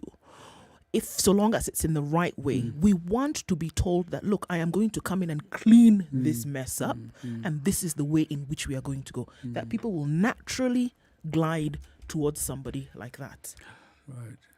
That is just how human behavior is, and that is how it is fashioned, you know. Now, taking that into consideration and looking at how people are going to come and make or cast their ballots this August, sometimes we talk about as though it's the only election that will ever take place again. But in subsequent elections, how people will make that decision is very, very dependent on what they're able to access in terms of their basic needs today. True. Okay. Now, looking at the forecast, pre-election forecast, what are you seeing, what are you seeing as the state of things economically? Or as somebody who dealt with, public debt management, dealt with, economic outlooks and forecasts for a long time? To your first point, how you started that point, is it's true, when you become an adult, you free yourself from parents. But when you join society, you also want to be parented. And a government is a parent. However else you look at a government is a parent. And the citizens are the children. And when the children get to a state where they are in this country, where this issue of flour, the difficulties that are in the economy, then one of the clear things that I see coming in the next government is whatever other conversation is that this child is fed up, absolutely fed up. And promises are being made that worry me, because they are promises which are being made when we have no headroom to finance them. And one come more than the other, but you have no headroom to finance these promises. The only other headroom we have, if they're going to find a way to finance it, in other words, we don't have space for new money. The only space that really remains of our own money is basically on two levels. We'll have to increase our revenue, more taxation, or we're going to have to cut government spending, which also means government services. That dilemma is a very difficult one. And I think, to me, as I see the next economic climate post this election, is in the first 100 days, I think there's going to be some serious structural dislocations. Yeah. Now, that's if the intent is to move this country forward. And so if you're a public servant in your age 50 and above, prepare to retire, and retire suddenly. I don't expect it to be very nice. Let me ask you. If I need to free up some funds. Yes. This magic with 100 days, what is it? I've never understood. Why 100 days? Why not 150? Okay, well, yes, it's a figure of speech. It's only used because both sides do that, because you're sitting on a restive population that said, we've been asking and asking and asking, you're tired of asking. Now, if you say in the first 5 years or in my term, so it's a political gimmick, true, but there's some things you really should do in the earliest. And if you're going to inflict pain when you're coming in as an administration, you do it early. And then you spend the rest of the term, blowing on the wound you've created. So if you're going to make, for example, let me give you a good example. If you're going to lay off, let's say, 100,000 public servants, that's huge. That dislocation of the cost. But the same token I talked about multiply effect. If you remove 100,000 people from the payroll, it has a multiply effect of times 4. But we've done that before. I know. Okay, go on. But I'm saying, if you're going to do that, if you're a political leader, it makes a lot of sense to do it in the first 100 days. Because then you've got the rest of the year. First, you create the budget space, and then you've got the rest of the year to fix the economy. And that dislocation at the beginning must be very strategic. Say that these 5-7 ministries where we need fresh blood, critical. So you say, okay, you guys, and you bye-bye, you off you go. bring in the next lot, at least get on with your program. And so to me, that's something the hard decisions that have been, this can has been kicked down the street for long enough. The next president will have to make some very hard decisions and move with speed, because he'll have goodwill, but it will be the shortest lived goodwill of any incoming president. All right, let's take a break and look at weather and traffic, and then come back and continue. Pocket by Mozilla reminds us that, you have all this information that you read on a daily basis. You have this tab and you think, okay, the day before I saw something like this, I can't remember where it is. You have to try and remember, look into your history, etc. Well, Pocket by Mozilla says, you know what? Let's help you with that. Save all these web pages, all these links, that thing you wanted to listen to, save it in your Pocket by Mozilla, download it on the Google Play Store or Apple App Store, and then you have an opportunity to then come back to it later. And if you find that you've read an article, for example, and it would be updated, Pocket does that automatic update for you. It's really a nifty app to have, and you can have that on your phone anywhere you go. Anytime you need it, come back to your information. It's 29 minutes to 8 o'clock. Conversations continue after this.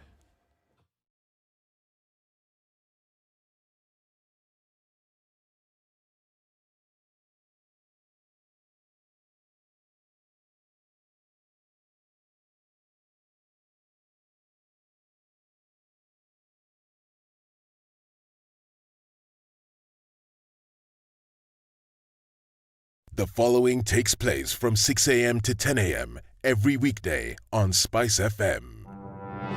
If I'm found guilty, there is no problem. I'm willing to serve. I have no problem. Jails are meant for human beings. They say a society gets the leadership it deserves. If you have a corrupt, crooked and rotten society like we have in Kenya, then of course they will get that kind of a leadership. I think the president should dissolve parliament. That's the best solution at this moment in time. Dissolve parliament. All of you go home. Yes, we all go home. How are we encouraging other people who might have new and creative ideas? Young people who are making money without any government help. They are just buying their own bundles. They are going on TikTok and making money. KRA is coming after them. I've been in parliament for 15 years. We have been unable to pass the gender law. And yet no presidential candidate is talking about it now. Because we are fake. The truth is, all the men refused to vote for that law. What did Sonko do to Pumwani maternity hospital? Yeah, he with cleaned his it own up. money. Cleaned it with his own money. That was him as an individual. Yeah. And I did not say he was cleaning his own money. I was saying he cleaned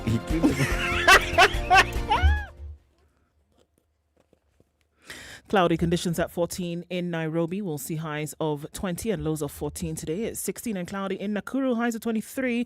20 will be the high in a rainy Nyeri, and Eldoret is cloudy at 13. It'll go to highs of 21. 22 and raining in Mombasa, highs of 28 and lows of 22. 24 and raining in Malindi, highs of 27 and lows of 23. It's cloudy in Kisumu at 20, highs of 27. And 27 will also be the high in Kakamega, where it's cloudy at 20. We're looking at mostly sunny conditions at 19 in Kampala. It'll go to highs of 27. And we'll see highs of 28 in a cloudy Dar es Salaam, currently at 22.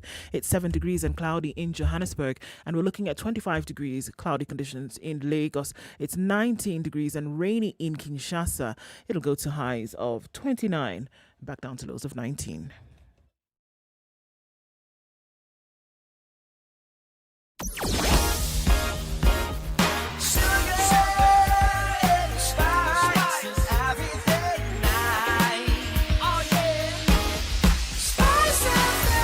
Spice up your life.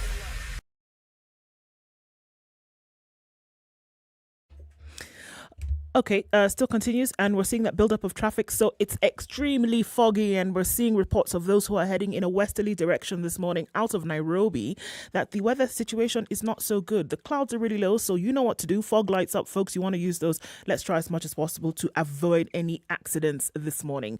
Coming back into the city, it is pretty heavy as well. We're looking at heavy traffic on Langata Road heading out into the city, and we're looking at the exits of the expressways, causing a little bit of an issue this morning with traffic, but that we know will be sorted out. Jogo Road is really heavy. Inbound traffic also continues, and the Thika Superhighway, that has packed up in a very short while, and we're seeing in and outbound traffic is bumper to bumper. Same thing on Kiambu Road this morning. We've started traffic early, bang on 7:30. Let's see what happens in half hour or so. Hopefully we can keep things to a low rumble. SpiceFM KE on Twitter. Talk to us there. Classic soul, R&B, smooth jazz, neo soul, and nostalgic ballads. Make some noise. Yeah. You're listening to Spice FM.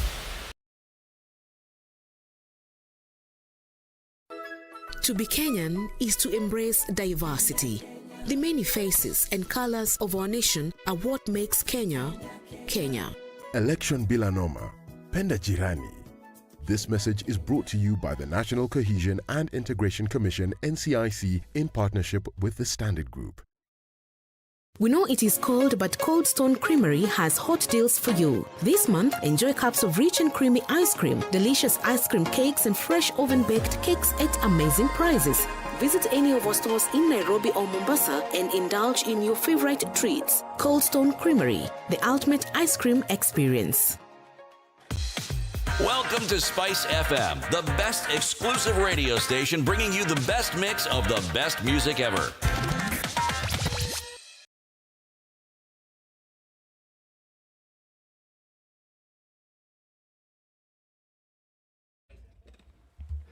All right, at 24 minutes to 8 o'clock, the conversations continue. Our guest host this morning is Wahoron Doho, and we are looking at the economic forecast, pre-elections and then post-elections in the country. So, I mean, look, it's the picture that's been painted, and in terms of then what can be done. What do you see businesses? I mean, because if we're looking at, what's happening, what do you see businesses doing right now? Not too sure of who's coming into the seat of administration. What has been the historical action in terms of waiting for a new administration to come into place, and then what happens subsequently? That's right. Well, it's become our political habit as a country, of course, that 6 months to a year before an election, investments dry up. This last year has not been as bad. And then almost a year after the election is when investment comes back into space. And that's created, of course, a situation where out of every 5 years, we really only have 2 years of top speed economic activity or growth. The government has done a lot to change that, of course, including beefing the security, trying to make it more predictable, making sure that the electoral system is more streamlined so that we reduce that waiting. But if I was a business person, right, especially if it's actually two ends of town in business. Of course, the big end of town can afford to wait. It has factored that into its strategic plan. Now, every other business, which are popularly called SMEs, but which I'd like to call mainstream, actually, it's SMEs that are mainstream businesses. The big boys are the exception, not the rule. For most Kenyans, life goes on. You have to make ends meet. But for them, you'll see also, like right now, I've seen that a lot of them are stocking up. That's another way people start to spend their money. Or getting rid of their stock, depending on what kind of business you're in. And so in the coming administration, one of the things I would like to say that clearly we've run the infrastructure thing. The infrastructure bandwagon has been run as far as it will go. For the simple reason that its returns and impact back on the average citizen is nowhere close to where it should be. I mean, we spend all these billions on our roads and our infrastructure, but it is only benefit very few. So both administrations, I can say for a fact, are only going to focus on business. And I'll actually say the next government must be an absolutely SME business. It has to focus on the small end of town because that's where the aggregate demand is. And if you don't find a way of spreading the wealth or creating the wealth at that grassroots level, this situation we are in right now economically is only going to get far, far worse. And I don't know to what extent people are awake to that fact. I mean, there's a lot of promises. But I tell you, for example, simpler to do is just get off the back of small business. Make it easier, make the environment conducive for them to operate. Get off. The fact that right now you cannot start a business in Kenya without looking over your shoulder at what the government will come after you for has created this dynamic that it's a perverse incentive. Basically, it's created a situation where if you're going to start a business, you want to start it under the water. because you know this is hypervigilance of the tax authorities and everyone else coming after you.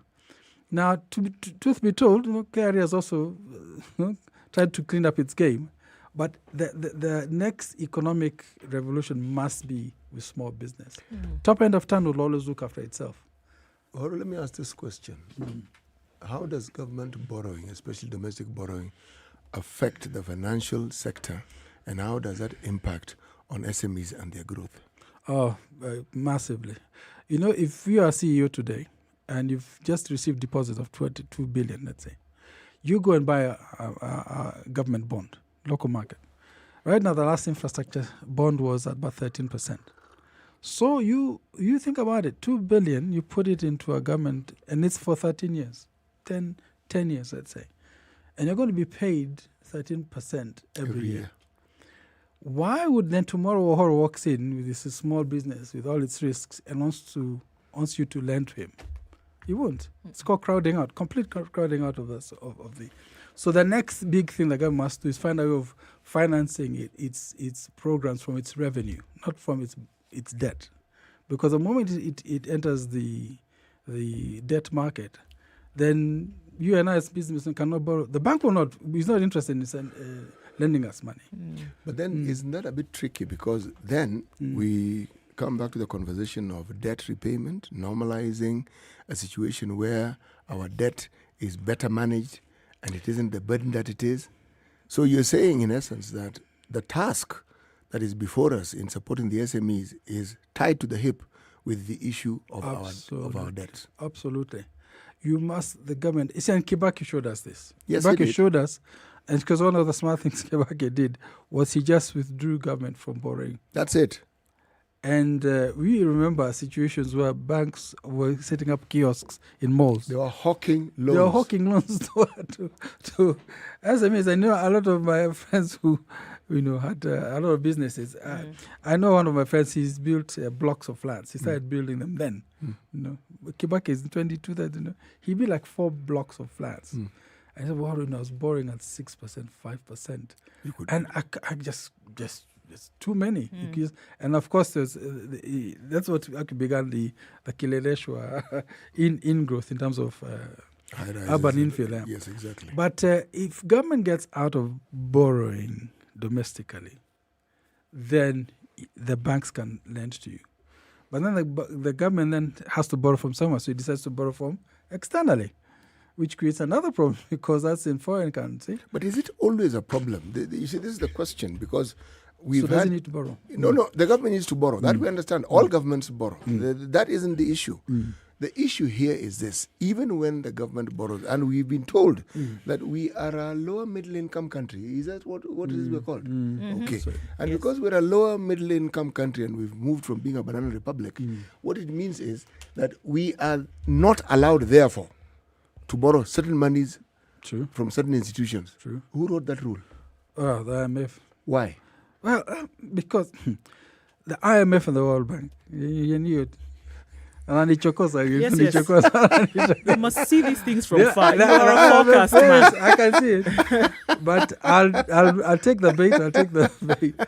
IMF, what basically IMF has done is it creates stratas, categories of lending. If you're in the bottom, and I can't remember what it's called, for the basically it's called the underdeveloped countries, you are allowed to borrow concessional loans at minimum interest rates. And usually like 1%, 0.5%, and so over 10 years or over 30, 40 years with a 10-year grace period. Sweet.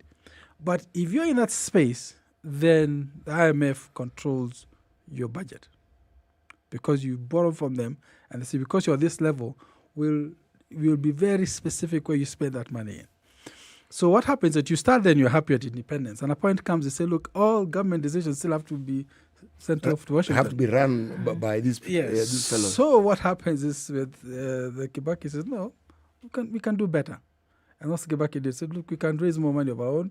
Lipo ushuru tujitegemee. Yes. And immediately when he did that, he moved us from 300 billion to $1 trillion. And suddenly everyone thought, whoa. So he wakes up one morning and says, World Bank, IMF, thank you very much. Thank you so much. We don't need your money. We can at least cover our recurrent. If you want to do something with the development, that's fine, but it's on the margins.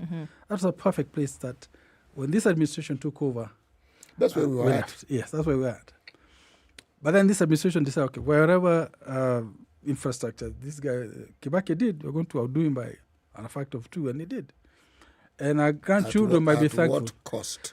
Well, that's the debate that we're having now. All I'm saying is that now we've had 20 years of continuous infrastructure development.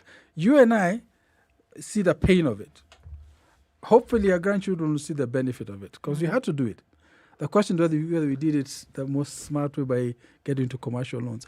At some point, so basically what happened is, a point came when that tension between accountability tension with IMF got to a place where they said, no, we've got to do better than this.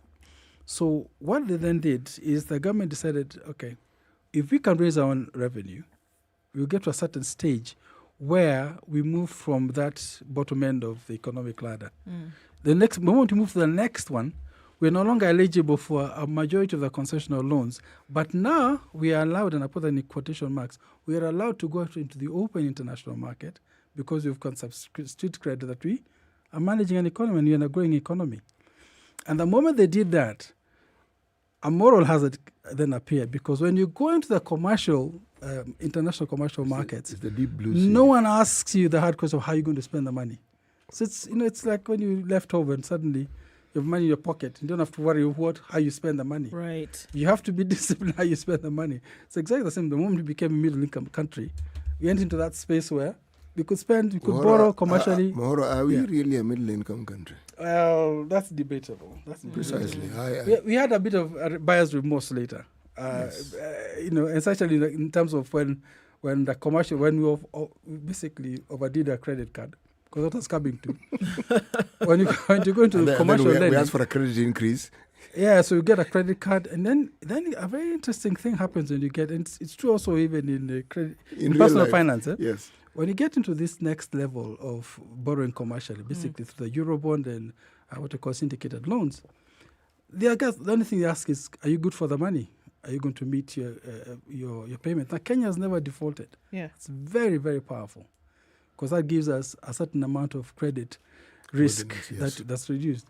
But you also discovered, but just like when you have credit cards, you can get 2 or 3 credit cards, and you can use one credit card. When you max out one, you can get another one to pay off the interest on the other one. That's also true for countries. And that's what Kenya got into. But it's not just Kenya. The world got into that. Then you had COVID. You see, the question that I'm actually leading to is this. The model that you speak of, the model that we live by and we've accepted. But are they the only models, honestly, really? Because how do you find a situation where countries like Japan, whose borrowing as a factor of their GDP is stratospheric compared to ours? That's 209%. Okay? Precisely. And yet, they don't have the problems we have. And it's the model. Who are they borrowing from? And in what currency are they borrowing in? Japan is very clever. It's not very clever, but it's actually the better way to go. What Japan has done is it expanded, okay, of course, massively. But Japan did it differently. The government, as the economy grew, began borrowing more from its citizens. Yes. Than from external sources. Mm-hmm. Yes. So today, when Japan has 209% debt to GDP, yes. Almost all of it is domestic. Okay. Which means every 6 months when the Japanese government pays interest on its debt, who does it pay? It's citizens. Citizens. And those citizens do what? They turn around and buy more debt. Yes. You know, this virtuous cycle within the country. So the question is not a percentage of your GDP that you borrow, is who is benefiting from it. One last point.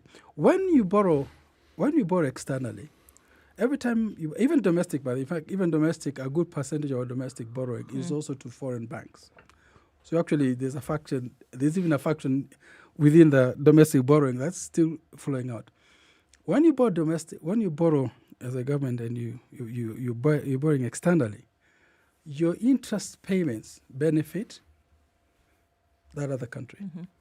The same multiplier effect I was talking about here is also what gets exported. Right. And so you create a situation where you're not just paying $1 billion, but that $1 billion has the multiplier effect in that other country. In the other country.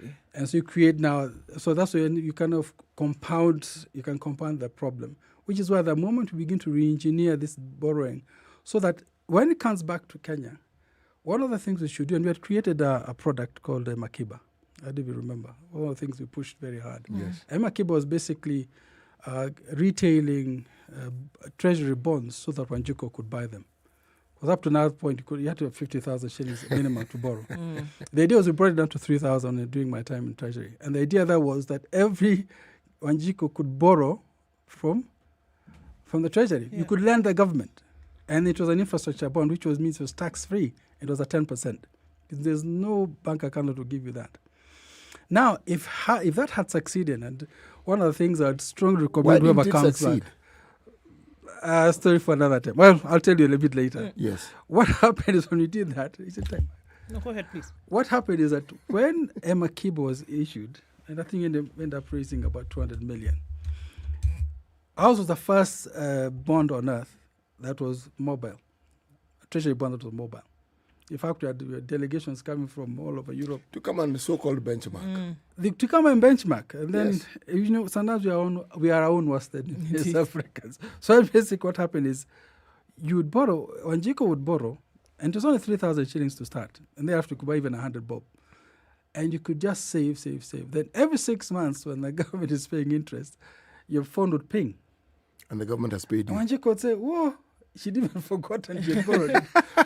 And then, if she had a stockbroker, everyone was assigned a stockbroker. Yes. You guys just call the agent and say, listen, when this thing pings every 6 months, just go back into the market and buy more. Yeah. Now, if we had done that from the beginning of independence, rather than just selling domestic funds externally, to banks, selling for citizens, by now, half, which is what, 5 trillion? What, you're talking about our debt? I'm talking about the domestic debt. That one, yes, it's half and half with our with our foreign debt. It's around 5. So let's say about 5 trillion. Yes. 5 trillion shillings would have been owned by all Kenyans, who every 6 months, when your government pays interest, will be paying back to its citizens. Its citizens. That would be massive and explosive, and it can be done. But you need a political will at the top, because it means it moves away from the elite-owned banks. You take it to the citizens. So every citizen has an opportunity to participate. You could even make it that when you get your Huduma number, yes, you also assigned a treasury account number. There's nothing to stop us doing that. The Huduma number. And every salary that is brought, they tax with one hand and you buy bonds with the other. So a point comes where you can actually be tax neutral, in that what you've invested in the treasury bond matches your tax obligations. Right. It's possible. So you balance it out. Possible. Let me ask the question now. I look at Japan. Japan is the model that I look at. And I look at the government participation in commercial and industrial enterprises. Very direct. True. We had it on independence through ICDC. True. Okay? Story for another day, genuinely. But does it also help? Absolutely does. Absolutely does. See, one of the things that it's not emphasized much in economics is that for all the story about capitalism is not value neutral. No. It always comes, there's always an agenda. And capitalism is only capitalism when it's to your benefit. Yes. When it's capitalism to your detriment, it can be fascism. Basically, fascism is when companies capture government and mold them to service. And Kenya, to some extent, has a bit of that. Yeah. So the whole question of ownership of assets is at the heart of that process. So what happens with these governments is, when you are starting a business and the government said these are the strategic, it would identify these are the strategic sectors. And in these sectors, banks, you're instructed to lend at this, or even better, we are going to divert some of our tax revenue and put it as a pool towards, for example, heavy industry. Okay. Like foundry and steel making. That's what Japan did. But Japan never stopped doing that. Because you're supposed to get to a point where the businesses are big enough to take off. They've continued so to this that. day, when Toyota wants to raise capital, it doesn't go to the open market. It goes to its people. It goes to its people.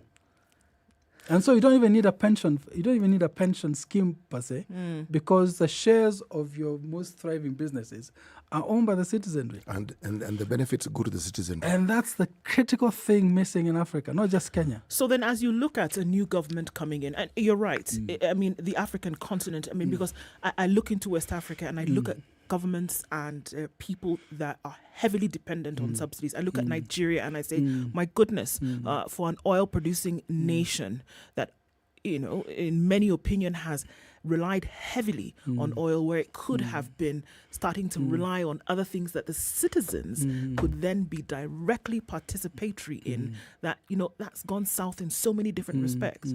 So looking at 2023, when a new government will come into place, the responsibility of expectation lies heavily on a new government to be able to start to look at alternative sources, like you're saying, for survival. Now, looking at a new administration that's coming into Kenya today, in the next, you know, month and a half or so, what then is the expectation economically to be able to forecast and say, folks, this is where we must be in order to keep, you know, the Kenyan economy's head above water? What must happen? What do you see happening? And what has to happen for any government that's coming in? A critical one, as I've said, from everything I've said before, right now, just a moment ago, is you have to have a sea change in the philosophy of government. Why is government there? And the government, you should always be suspicious of any handouts by anyone, whether it's foreign donors or domestic. The notion that you know, the problem with subsidies and these other programs where you know, you're promised something. It's always a top down. If you, I always say the irony even with bottom up is that it's top down in this application. The same with the other side. It's still top down. You know, we're all looking to a parent called the government to do stuff for us. What we need to do is to free the Kenyan, free him to do business, give him all the tools he needs to succeed. Tax him at the end of that process, but don't tax him even before he starts. And so the notion of a philosophical change is what I'm not sure I've seen even from reading both manifestos. If anything, both manifestos seem to be banking down on hardening on. They're four manifestos, Waro.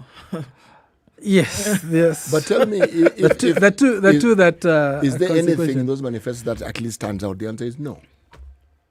Carry on. There are four manifestos, yes. Yeah. Two of them have a good chance of being implemented. But I still have a question with the Kwanza manifesto. I've got actually two floating out there for Kwanza manifesto. Which one to follow? They need to clarify that because one of them is a communist manifesto and the other one is not. But both of them have the same thing. It's a mixed bag. And so that concerns me a lot. Anyway, back to your question. It has to do with the fundamental. If you're going to restructure this economy, you have to decide whether you're going to free the people or not. Right. Especially our business people. It's extremely hard to do business in a town where you're always looking over your shoulder, and it's completely dominated by the top 5%. Actually, 5% is a bit generous. 2% of the population. That has to change, and because neither of the manifestos addresses that, a part of me is fairly cynical that we'll get too much of a sea change in economics. To be about managing the proletariat, not to rebel, really. How do you get these 1-2% who more or less contribute to these lovely numbers we have in our GDP to actually love the idea of being compliant with taxation? Because if I'm to go by but taxation, okay. The cynical view, taxation has always been resisted. Taxation ever is resisted. And not only resisted, it's always structured. Okay, put it this way. Taxation in the world over is really a wealth transfer from the middle class to the upper end of town. But it's done in such a way to keep the peasants happy. Is there. And to keep the middle class working very hard because that's what generate the tax. But, okay, I'm being facetious. But no. To some I'm laughing because what you're saying is actually true. Yeah, they call me a communist, but I'm not a communist. I'm a businessman. And all I want to do is I want to be free to, one, is to make money, as much money as possible. 2, I want to be able to keep as much of my money as possible. 3, I'd like to, thank you very much, pass it on to my kids and my grandkids. Yes. And then pass it on. And they don't have to be, to follow them, because I'm passing them on to them already taxed income. It's not like I'm giving them something for them to be taxed. Okay. But everyone's moving towards that. Yeah. We've got to go to the top of the hour and come back and continue with these conversations. It's 8 o'clock. All right.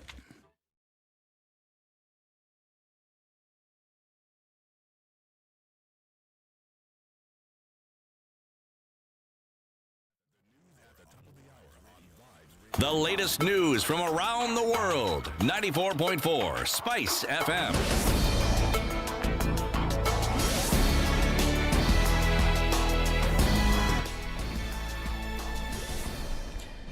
Good morning, this is Newswire. I'm Dennis Aseto. Former Nairobi Governor Mike Sonko suffered yet another blow after the Mombasa High Court upheld IEBC's decision to remove him from the county's governor's race. The 3-judge bench ruling, read by Justice Olga Sewe, also stated that the Supreme Court had already pronounced itself on Sonko's impeachment process and therefore they couldn't rule on the new issues. This means that Sonko is out of the race even as he awaits for another judgment from the East African Court on his impeachment process. And Education Cabinet Secretary George Magoha bowed to pressure and apologized over his recent remarks alleged to have ethnically profiled a female journalist in Nairobi. Magoha is said to have visited the office of the Director of Public Prosecution, where he met Muslim leaders and the affected journalist. According to National Muslim Leaders Forum chairperson Abdullahi Abdi, the CS regretted his sentiments and called for the leaders to pardon him. The NAMLEF chair, who describes the apology as a display of humility, now wants the larger Islam community to vindicate the CS. And the Office of the Director of Public Prosecutions has developed a rapid reference guide for prosecutors to expedite cases of sexual, gender-based violence after next month's election. Director Nuruddin Haji said the guide will be critical in providing an easily accessible resource for the prosecutors to facilitate a coherent, expeditious and efficient prosecution of the cases. Haji disclosed that his office will be working closely with the Independent Policing Oversight Authority, the Witness Protection Agency and the Kenya Human Rights Commission for the effective implementation of the guidelines. And the Ethics and Anti-Corruption Commission has recovered grabbed public land valued at 430 million shillings.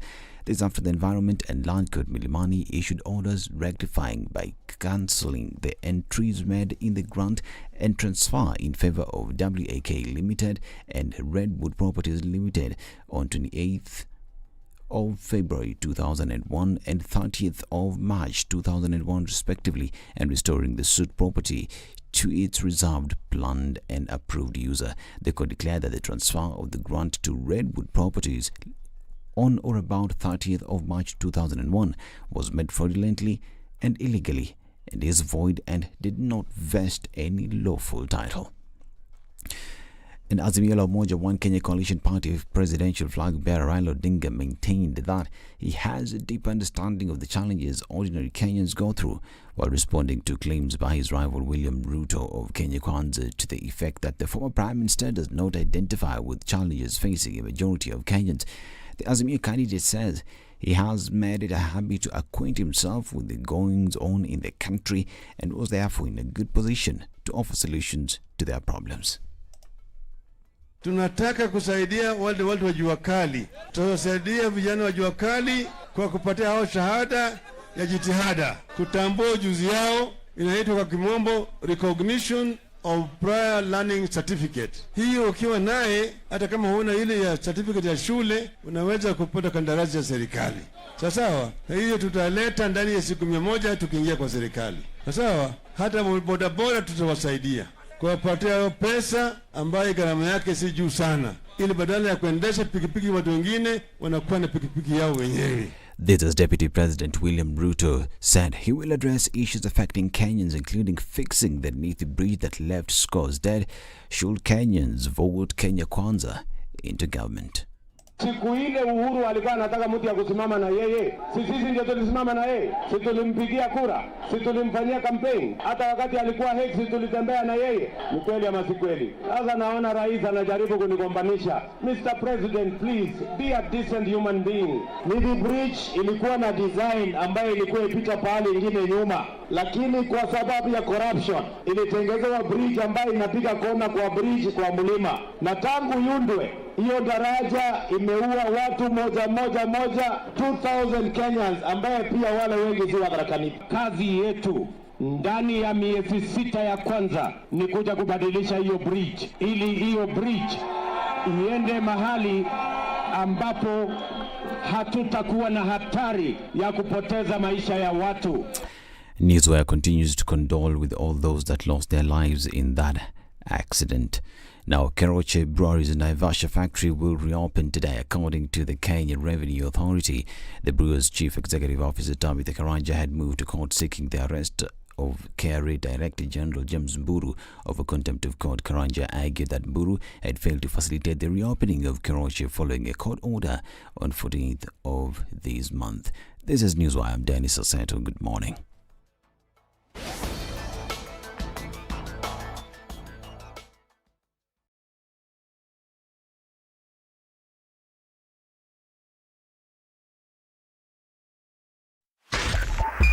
.5 Spice FM, Kisumu. All right, what are we looking at? These Nairobi streets are really busy this morning on the southern bypass. A little bit of hold up of traffic. Not quite sure what's going on with that outbound, but it shouldn't be too bad. It's feeding off from the Likoni interchange. It should be all right then getting into the city. Looking on North Airport Road, there is some traffic that's feeding off onto Outer Ring as well. Jogo Road is what started up really busy and enters into Landis Road, which is extremely busy as well, going towards Kamkunji at the roundabout. On the Thika Superhighway, outbound traffic is also a thing. Not quite sure what's causing that, but the inbound traffic is what is heavier and a bumper-to-bumper status right now. On Kiambu Road, heading into the city as well, that continues to exits on the expressway, doing a thing this morning, as well as James Gishuru. As you're heading out towards Wayaki Way, you should be all right, but if you need to skip over to the Red Hill Link Road, use that as an option to get quicker into the city. Let's keep an eye on things. Again, hopefully we can keep things at a low rumble in terms of traffic. Let us know what's going on in your neck of the woods. Talk to us on SpiceFM on Twitter to keep things moving.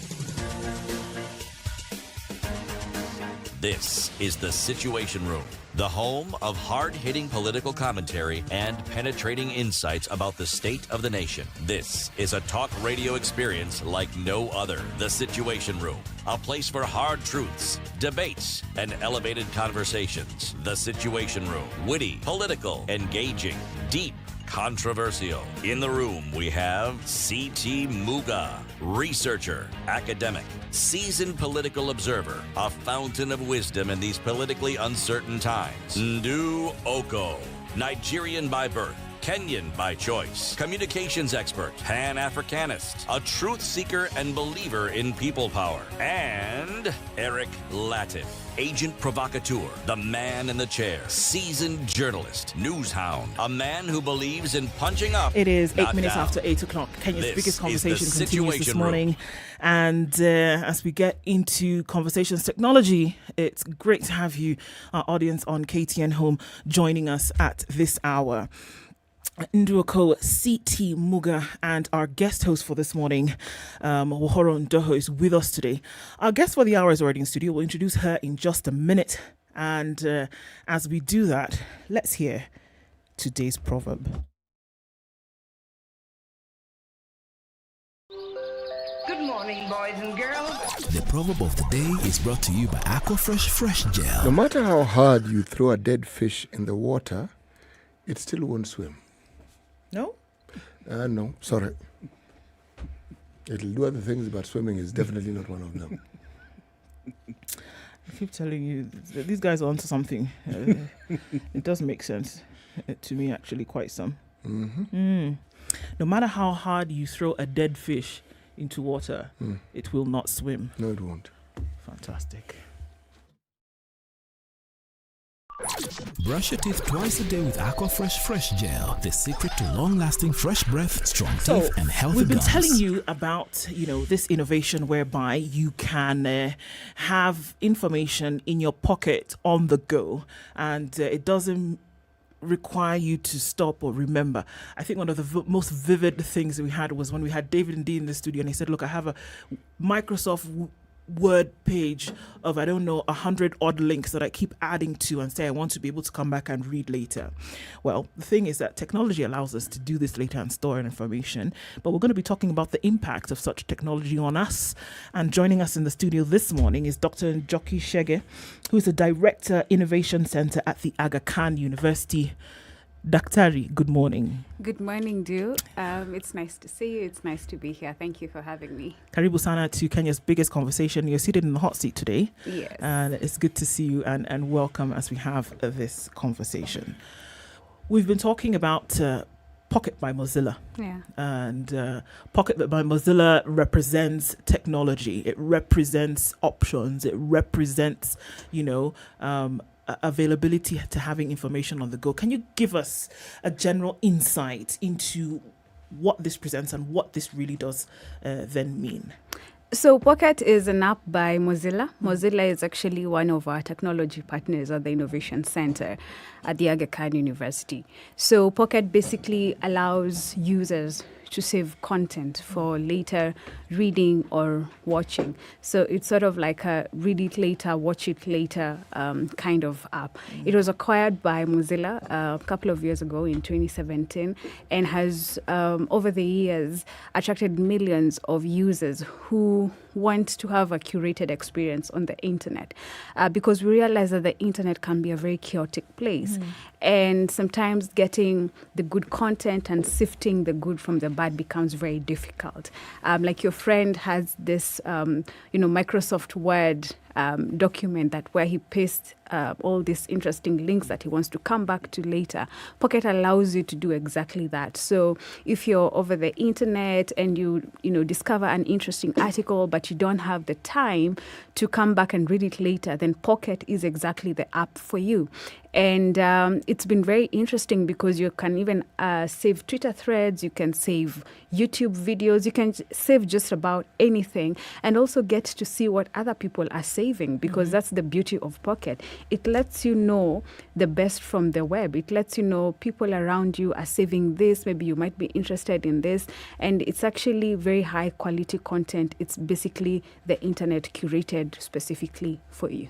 We're also looking at Kenyan content creators as well. Yes. And if we're looking now, delving into the world of the arts, and saying these are revenue streams, this is content creation, this is career path for quite a number of Kenyan content creators. What does then that portend for them? What does it mean? What kind of things are you able to imagine by just having this, where then you can upload your content for consumers?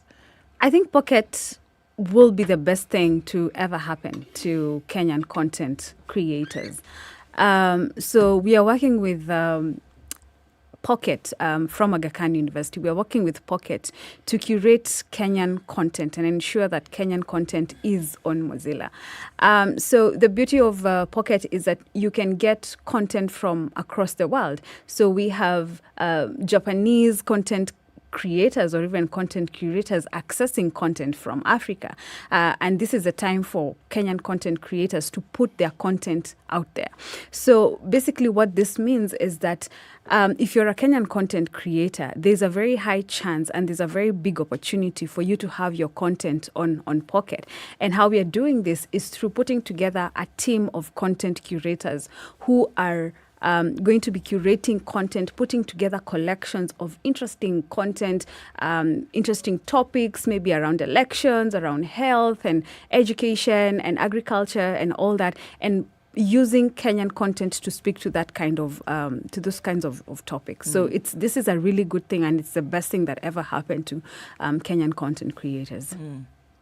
who can be on the platform? And I think, even as you hear this and you think of it, who can be? Because if you look at the internet now, it doesn't preclude anybody. Babies have content, yes. Fostered by their parents, younger people, older people, octogenarians have content on the internet. So who does this then give space to operate? So there's something for everyone in Pocket. Pocket can be used for parents to save content that they want their children to read later. Young people can have, Pocket accounts and save their own content. So basically, Pocket is for everyone. And especially from a content creator perspective, as long as your content is high quality content, as long as your content is good, as long as it speaks to the topics that Africans care about, then you are definitely, a candidate for being on Pocket. And I think the one thing that I want to encourage here is the use of Pocket as a bookmarking service or app. Mm-hmm. So if you go through, you can download it on your phone, you can have it on your laptop. So if you're having something that you need to read much later, I think Pocket is the place that you need to save it. So Pocket is for everyone because there's something for everyone in Pocket. Mm. So is it like a digital museum? I wouldn't call it a museum. I would call it like your personal digital library. So you have all this interesting content that you're reading. Maybe you don't have the time to finish reading it. So you can just save it to Pocket and then you come back later and find it and read it and even share it with your friends. It's a very sort of interesting service that even recommends interesting content based on your interests. So maybe if you're interested in politics or the arts and whatever it is that you like, Pocket will recommend specific content that speaks to those topics that you like. I wouldn't call it exactly a museum, really. Is it a paid service or an app? So it's an app, but then it's also accessible on your, on the web from your laptop. Is it subscription or just an app? It's a bit of both. Okay. So most people use it for free, but there's also a subscription option where, it has different advantages. But most people actually use it for free. Yes, it's a free app. Yeah. And I've had this problem before. I don't know if it's the same. There are times of saved links. Yes. Then the link has expired. I've come back later. Yes, and you're told you cannot now access this content that you saved. Does Pocket have a facility for ensuring it archives? For example, like I have a lot of links to PDFs, like documents from the past. I didn't want to download them, but I come back to them. Then they're moved. So does it have something of a repository for documentation? Yes, it has, but as long as the original content creator still has that content when you're accessing it, then Pocket is able to help you access it. Yeah. That's why I call it a museum.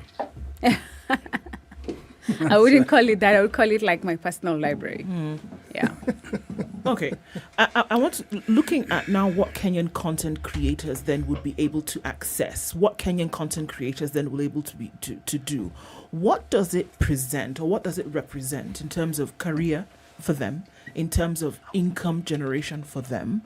Because it looks, we're in an age whereby, so many people are, on YouTube, on TikTok, one of CT's favorite apps.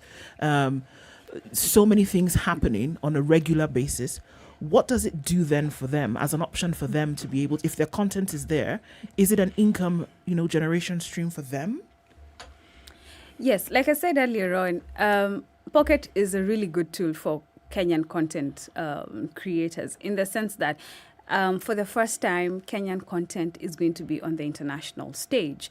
It's going to be read across the world. It's going to be included in newsletters that are going to the UK, the US, Canada, and across the world. Mm-hmm. And the one thing that publishers across the world appreciate about Pocket is the fact that it has proven to drive some serious traffic to their websites. Mm-hmm. It has proven to improve the audience quality, even sometimes the audience quality, bring in the actual audiences that they need. Because the people on Pocket are serious people. You know, there are people who are very serious about content consumption. There are people who you know, there's a difference between liking something and saving it. If you like something, you just like it. But if you save it for later, it means that you want to interact with that content much deeply, much later. You might forget, but most of the time you will remember. So for Kenyan content creators, this is an opportunity for the audiences to intimately interact with their content, to understand even audience habits and all that, because Pocket has some interesting statistics that they can share with publishers to show you this is what people are reading. So this is Kenyan content creators' time to have their content on the international stage. You know, you've actually just said that people who use other apps are not serious. No, absolutely not. I didn't say that. You see, that's the problem with social media. If I say I love bananas, you will say, so what do you have against oranges? So, yeah. I'm actually going by what you said, because, you see, the thing about Pocket, whether we talk about Pocket every day here, right, is that it revolutionizes many things that people have been using, and it makes life that much simpler by coalescing very many things into this one little gadget that we're referring to as an app. Yes. Understood. But I have an issue with the word serious, because even when people are on the one you like? Yes, TikTok. Or the other one, Erasmus? Yes, Instagram. Instagram, yes. Now, whichever of these apps that someone is on, they're on it because it serves a certain purpose for them. Yes. There are those who like YouTube. See, that one I know. Well done. Okay. Well done. Thank you. See, it serves a certain purpose for them. And so, indeed, what you're suggesting and what you're saying, yes, augments what they already have. Yeah. But for many of them, it doesn't supplant what they're already using. It's just that this one now is this other thing that you can have to ensure that whatever you have is made better. Yes. Not necessarily that it overtakes it completely. Absolutely. Yes. And that's a good thing that I like about Pocket, because I can save a Twitter thread on my Pocket account. So I don't have to, send it to myself, or if I don't want to bookmark it, I can send it to myself. And also the good thing also about that is that for the content curators that we are using, because we have a team of content curators, they pick a topic and they do a collection on that particular topic. A collection is a series of stories, videos, Twitter threads, even Instagram videos, TikTok videos about a particular topic. So, and that's the beauty of Pocket, because it now allows you to integrate all the other social media apps that you're on and all the interesting content that you like, and you put it in one app that is Pocket. Well, one of the things that, being old school in some of these things, I know I sound like an old fart, but just bear with me. Now, one of the things I found really interesting. You know everything you talk about, and you mentioned the word age. You drag me into that conversation. Okay, I'll leave you out. You can't leave me out. Okay, you've already dragged me into it, so just continue. I think the club membership has already been established. So, This is a club membership of old farts. Right? Yes, so carry on. Yes. One of the things that I've been really fascinated watching media, social media, and technology is a convergence of all the technologies towards unique identification. And it scares me. As an old fan, I'm allowed to. It scares because, I like what you're saying about Pocket, because we all have that problem. You surf YouTube, then you go outside and say, but I want to come back. My poison is YouTube technology, especially heavy industry technology videos. So I spend my time watching on YouTube. So I said, I need to come back how to build how to iron cast an engine block, let's say. But I say, I've got something else I'm watching now. How do I do this? So what you're saying is I can, if I Pocket, I could say, okay, take that link, dump it into this wallet, for lack of a better word, and I can come back to it. But over time, what happens, and I can see the powerful attraction of Pocket to both marketers others, technology companies, is over time I create a profile of myself, right? So, after a while, spend too much time watching technology videos, and he watches them at this time. I'm sure it has a timestamp. I spend my time, between 10 and 1 o'clock is on that sort of thing. So to my question, what is the security features around this thing so that it can't be hacked? Because that's really, after a while, a year of having something like that, it's very powerful information about the profile of a person. Yeah, so that's a very interesting question, and I'm glad that you asked it, because Pocket is actually in the family of products within Mozilla. And if the things that Mozilla cares about is your security and your privacy, so you can be assured that your content is secure and it's private. But then also, the one thing I'd like to interest you in Pocket, beyond just saving content that you've seen on the internet, it also recommends content that like-minded content consumers such as yourself are reading. So if maybe you're interested in motoring, in the auto industry, Pocket will recommend stories and content around that area. And that's the beauty of it, because they use a term called algotorial, where it's a combination of algorithms and editorial. So it's not just bots saying, you have to do this, you have to watch this, and all that. There's also a human element where editors sit down and they realize, okay, this is what people are reading. Okay, so this fits Mr. Wahoro's profile.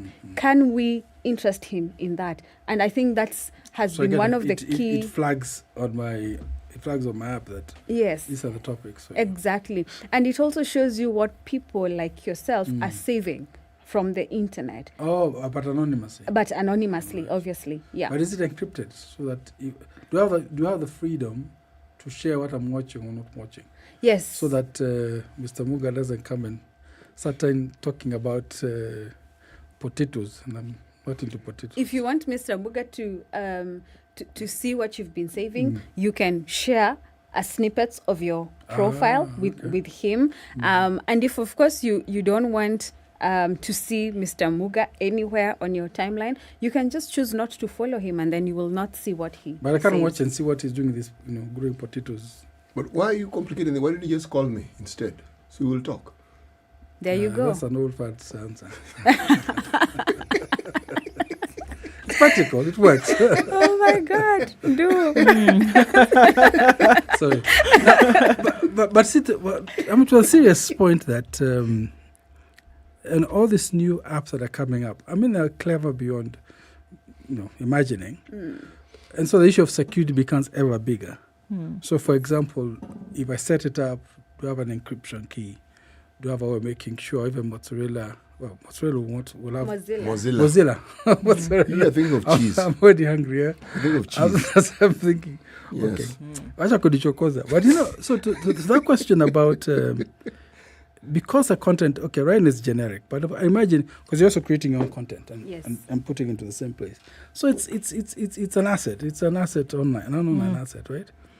So what security features do I have so I can encrypt it? WhatsApp keeps telling us that they have their own encryption. Yes. So that basically even they themselves don't know, but they say they don't know, right? But so also security. So they say. Yes, but yeah. Say that to the government, see if they'll give you a license to operate anyway. So what do you have a facility like that? Not so much. I'm sure it is safe. The content is safe. Yeah. But do I have control to make it safer, so that Mr. Muga can't spy on what I'm watching? Oh, actually, this is the second question. Does it have limitations? His eyebrows are present. Because it's a Mozilla product, then you can be assured that it's 100% safe. I'm not a techie, so I cannot, wade into that conversation around encryption and all that. But the one thing that I can assure you, because Pocket is a product of Mozilla, then your content is safe. Nobody is, spying on you. Your data is not being misused or used for purposes that you're not clear about, so you can be assured that there's not somebody who's hovering over your content and figuring out what you're watching. Yeah. So what does it take? Sorry, what does it take? What does it take to be a curator of content at for Pocket? So anyone can be a curator of content for as long as you understand content consumption habits, for as long as you understand what makes good content, and as long as you are a good reader. I mean, if you're a voracious reader, then you make a very good content curator. So we've been working with a couple of content curators locally. They consist of journalists, content creators, bloggers, experts, and they pick topics that matter to them. And that's the good thing about this. They pick topics that speak to their hearts and now start creating collections around those topics. And the collections could include items like articles, videos, Twitter threads, maybe even a YouTube video, a TikTok video that speaks to that. But the main thing about Pocket that I'd like people to understand is that this is a very curated experience for you. Right. It's about high quality, high shelf life, evergreen content. So it's not the lowbrow kind of content, because sometimes I think we get lost in the internet. You know, you get confused by all this, fake news and just stuff that doesn't help you. So if you're the kind of person that is interested in high quality content, content that can,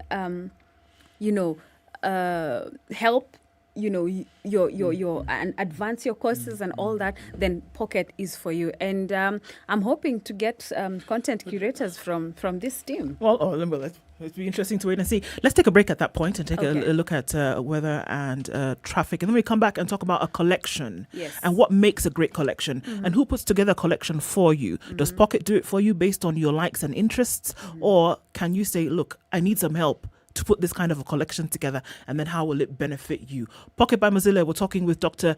Joki Shege this morning from the Aga Khan University, and really nifty stuff that we're talking about this morning, and asking ourselves the question, okay, taking that technological step onto better. It's 29 minutes to 9 o'clock. Kenya's biggest conversation continues after the break.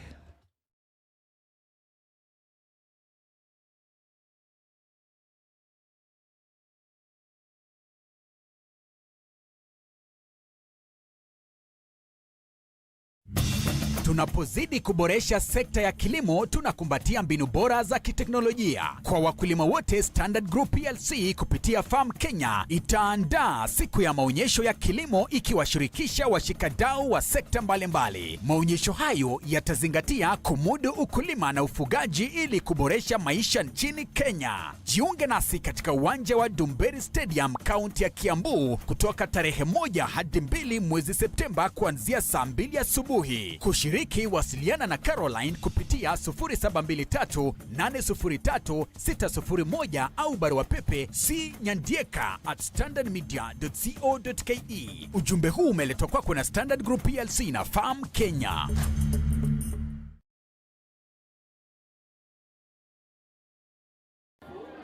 Mama Kim, mambo poa. Niuzie toothpaste ile hapa watatu. We nawe, ati tatu nini? Toothpaste hapa watatu. Yani Aqua Fresh Gel. Aqua Fresh Gel. Hiyo ni gani tena? Wacha nikwambie. Aqua Fresh Gel ni dawa ya meno ya kipekee iliyothibitishwa na power ya 3-in-1. Piga mswaki mara 2 kwa siku na siri ya usafi wa mdomo, fresh breath, strong teeth na gums zenye afya bora. Tabasamu huanza na Aqua Fresh Gel.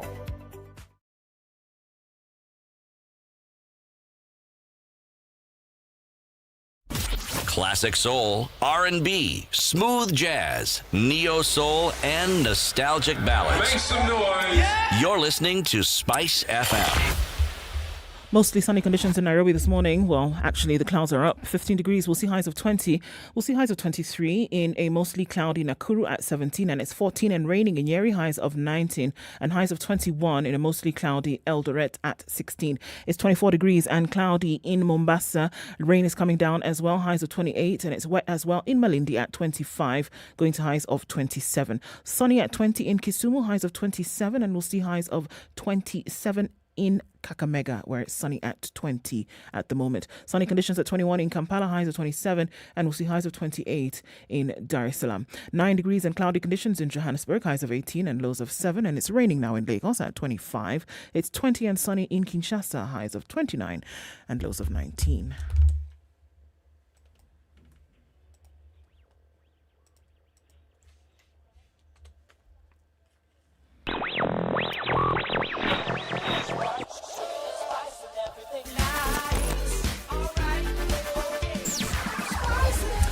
Spice up your life. In traffic hour proper this morning, there are some really foggy spots in different parts of the country. If you're going west of Nairobi, we know that the clouds are pretty low, so you want to think about using your fog lights there. Avoid any accidents at any cost. We're looking at the exits on the expressway back into the city, and on Langata Road, that's also pretty busy as you get towards that interchange. We're also looking at Gong Road, which is pretty busy already. Jogo Road started really early, and that continues this morning as you're going out then towards Kamkunji. All right, coming off of the Thika Superhighway, traffic continues there. And we're also looking at it really heavy then just around that Pangani underpass, likely to fizzle in no time. Friday's not usually a bad day. Keep an eye on things. Let us know what's going on where you are. Talk to us on SpiceFM KE on Twitter. Chilled Spice.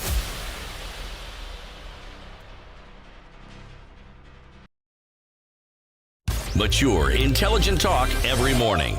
Spice up yourself.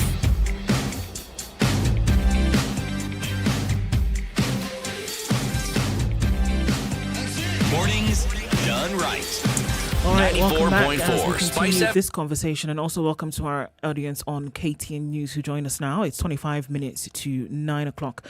Continuing this conversation in terms of innovation and sustainability with Pocket by Mozilla. And just before we went to the break, Jockey, we're asking, so you've talked about collections, we talked about curators and who can be a curator.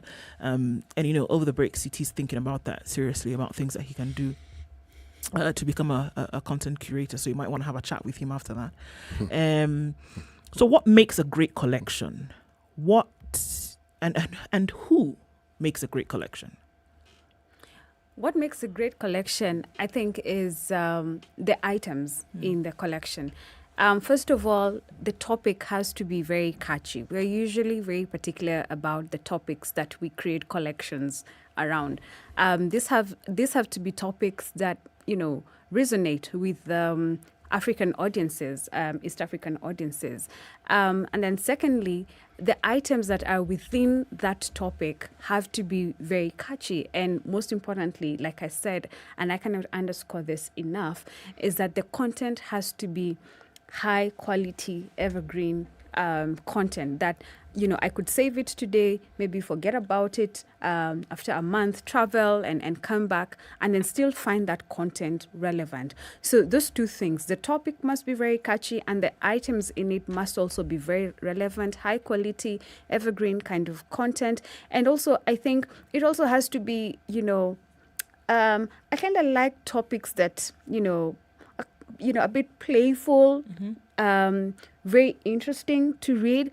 There are those topics that are very serious, but for me, the collections that I like is something that has been on my mind for a very long time, and I never thought that, there's somebody who can do something on that. So those are the 2-3 things that make a great collection. We've seen some very interesting collections, actually. So there's one collection that is actually quite popular on the joy of missing out and how COVID sort of transformed the extroverts in us into introverts, because you're cooped up in your house, and then now when the world opens up, you're used to a particular kind of way, and then suddenly after COVID, you get happy when plans get cancelled, you get happy when people don't call you for plans and all that. So it's actually a very interesting topic, and they call it JOMO, the joy of missing out, because initially we had FOMO, the fear of missing out. Yeah. You want to be in every event, you want to be everywhere because you don't want to miss out. But now COVID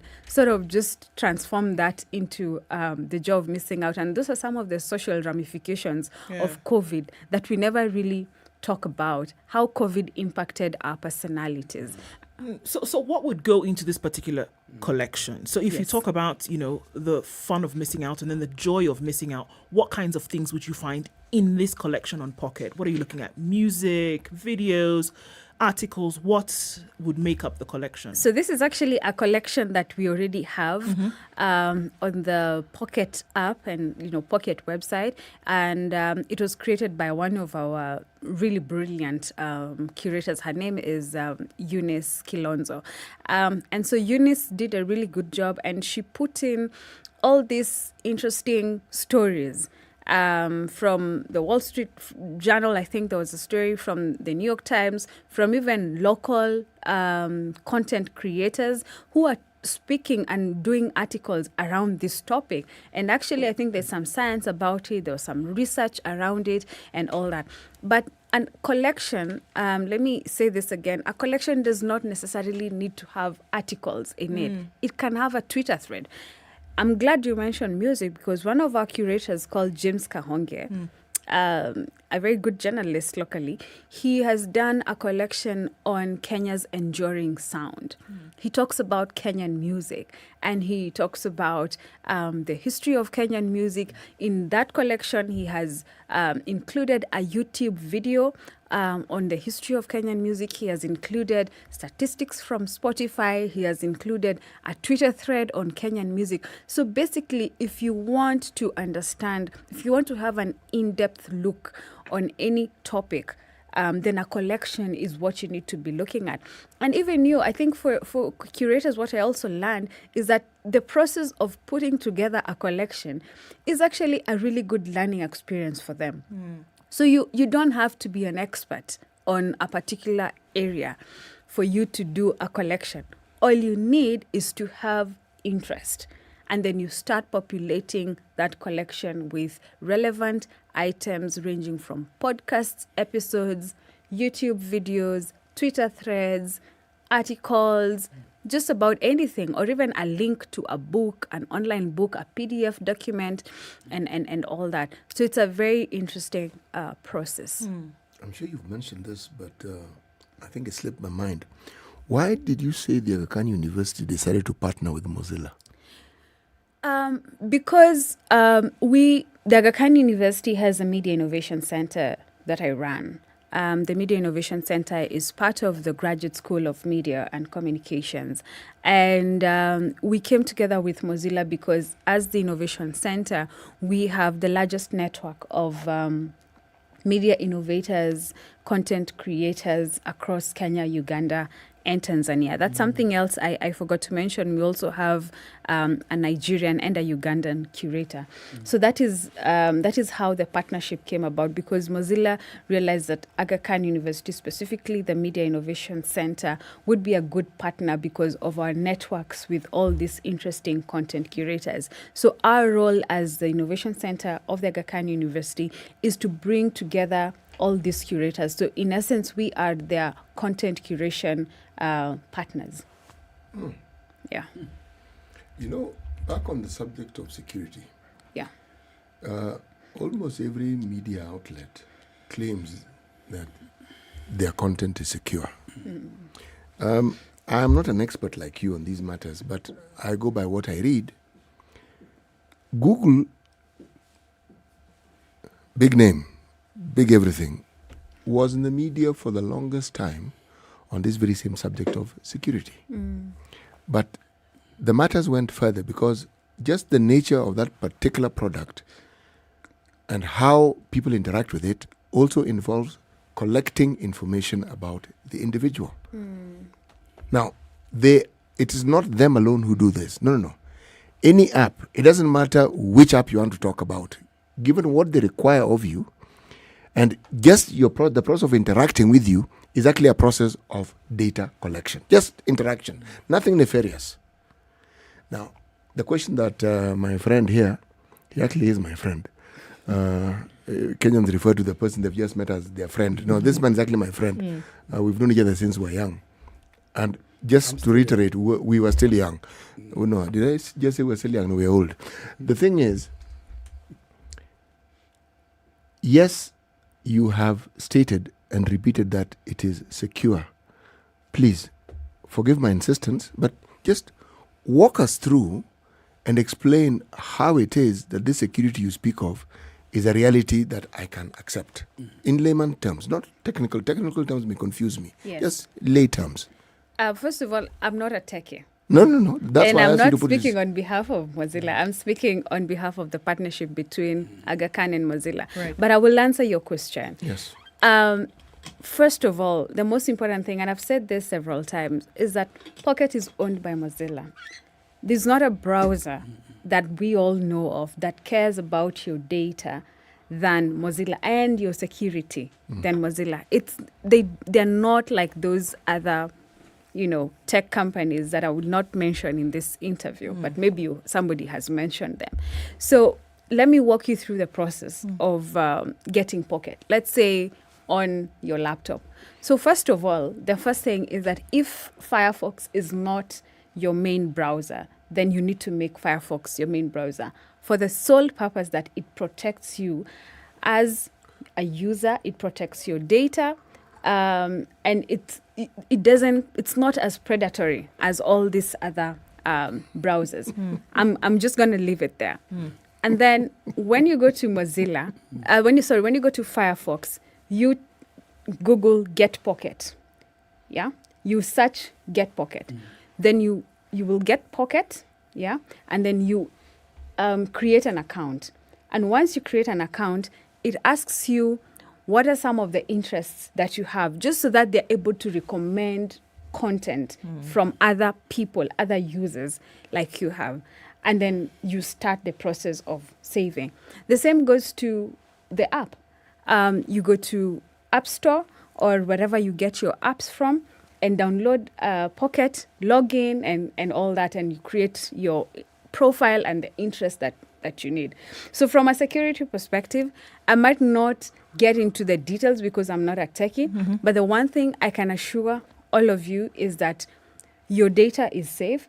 And Mozilla, if you care about your privacy as a user, then Pocket and Mozilla is the app that you need to be using. Thank you.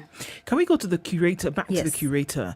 And because it looks as though, again, that it is something really interesting for people who want to put together particular collections that then can be out there for others to be able to consume. Yes. So what would be some of your pointers to a curator today to say, okay, Ndu is sitting here and thinking, all right, maybe I want to do something on history of African countries. Absolutely. I want to do something about famous quotes and sayings, famous traditional, things like that. How then, or what would you advise somebody to come and start putting these together? What kind of collections, what kind of pointers would you give them?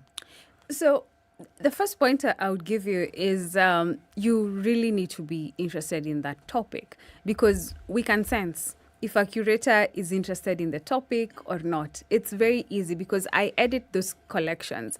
It's very easy for me to pick that, okay, this is a topic that's very close to the curator's heart, or this is a topic that the curator just picked and just said, let me just do a collection for the sake of that.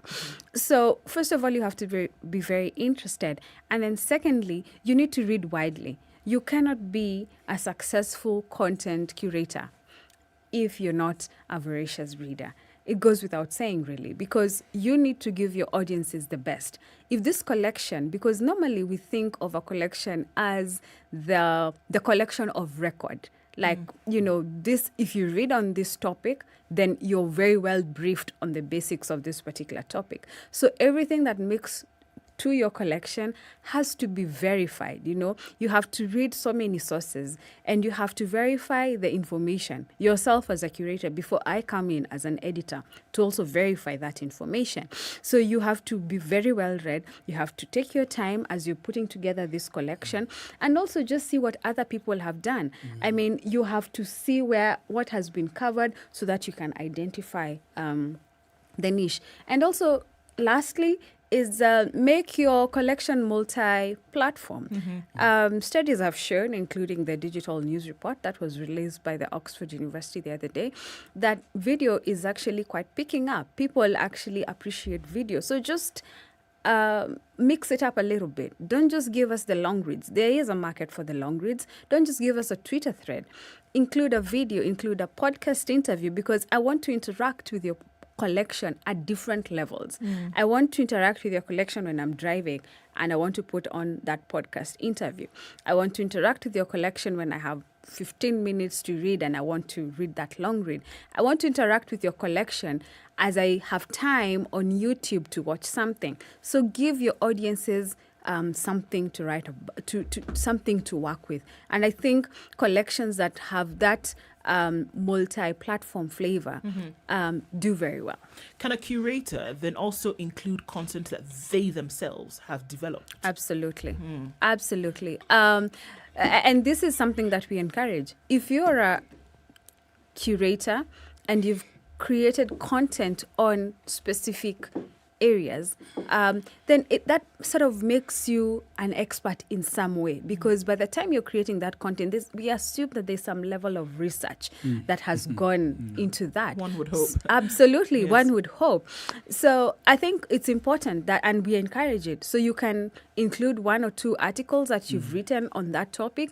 I don't mind, as long as it's not the entire collection about your articles. I mean, that's self-serving. What about copyright? How do you protect copyright in those circumstances? That's a good question. So how Pocket works is when you save an article, you can choose to read it on Pocket, but most of the times when you save that article, when you click on that link, it takes you directly to the original content creator's website. So let me give you an example. So Mbuga has curated content from Ndu's website, and you're the user. So you save that collection, and then you go and click an article from Ndu's website. So it will not read, it will take you directly to her website. That's why publishers love Pocket, because they are able to understand how users are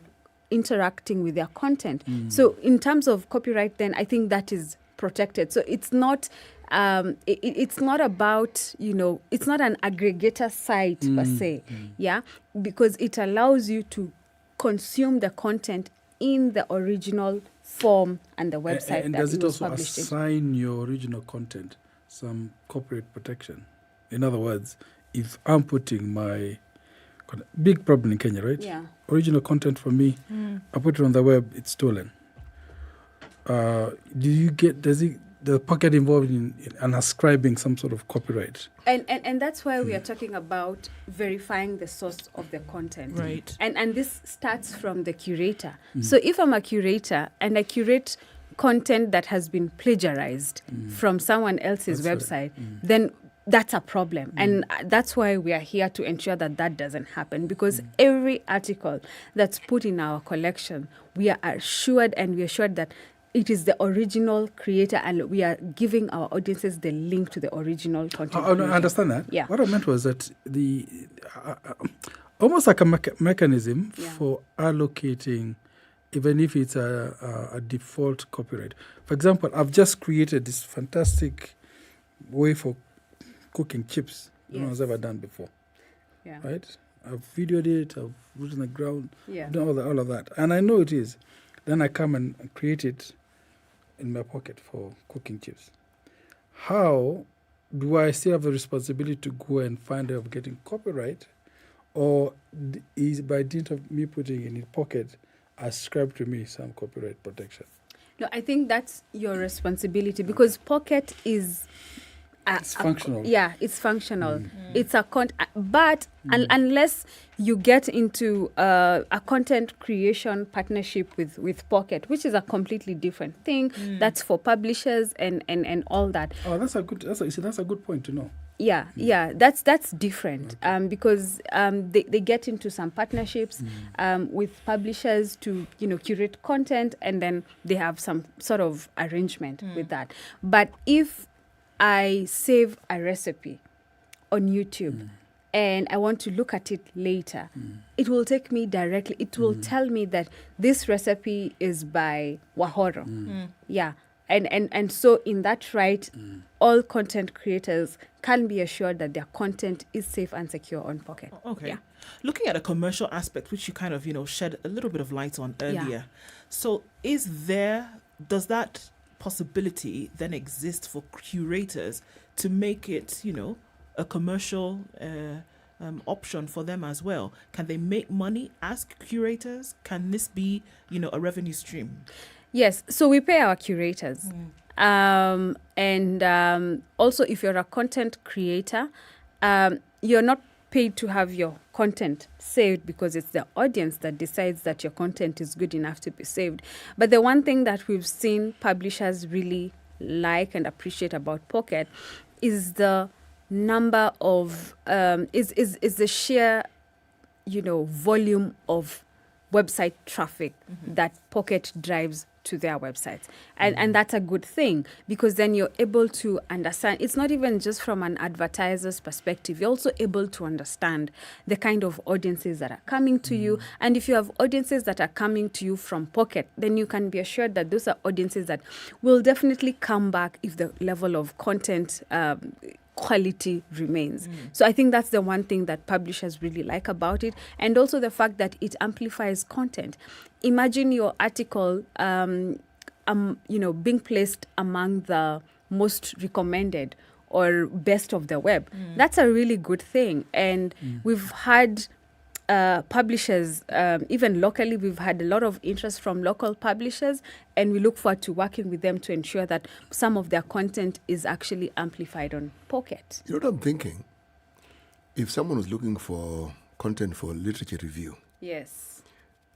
I'm getting the impression that Pocket would make your life much, much easier. Absolutely. Pocket is very popular amongst academics. It's very popular. So especially when you're doing literature review on articles and all that, it's very popular. And especially if you want to do research on a particular topic, it also recommends, similar topics, articles that maybe you had not seen. So it's very good, It yeah. reminds me of this thing they call search engine optimization. Yes. Right? In a sense, you're going the next step of saying, Google, that's an old way of doing things. But that was more for selling websites.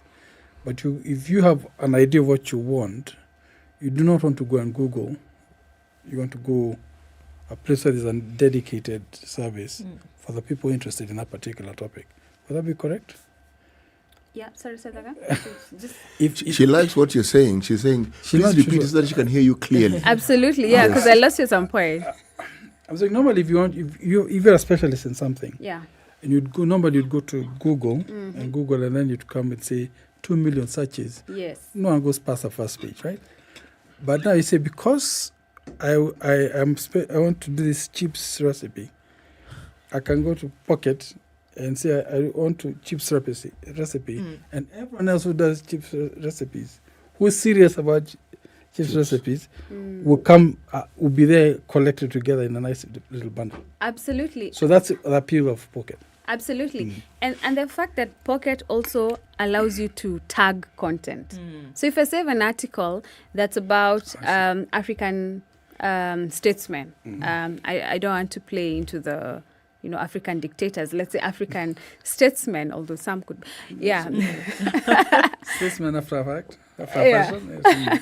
Okay. So let's say you want to save articles on African statesmen. So you can tag your content.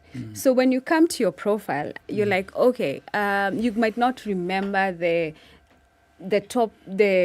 headline or the writer, but you just type African statesman, the articles that you've saved with that tag sort of come to the top on it. Yeah. Pocket by Mozilla allows you to save content, come back to it at a later date, stuff that you would be interested in reading, listening to, hearing, also giving an opportunity to content creators to put together fantastic collections of stuff that you would be interested in. We're going to say goodbye to our audience on KTN Home and KTN News. The conversations continue, however, on SpiceFM as we continue and wrap up this conversation. As we continue this conversation on SpiceFM later with Dr. Njoki Shege. All right. So even as we do that, Jockey, we're asking, as collections are put together, as curators come together, those who are just, we've talked about creators, but what about now the audience? The audience who now is reading, who is writing, the audience who is reading, who is storing this information later. How then do we make sure that they always find what they're looking for on Pocket? So, like I said before, Pocket is not just an app that allows you to save. It's an app that also recommends high-quality content within your interests. So as an audience, for me, I take Pocket sometimes like just the other social media apps where I just go, I'm not really saving content. I'm just looking at what other people are saving.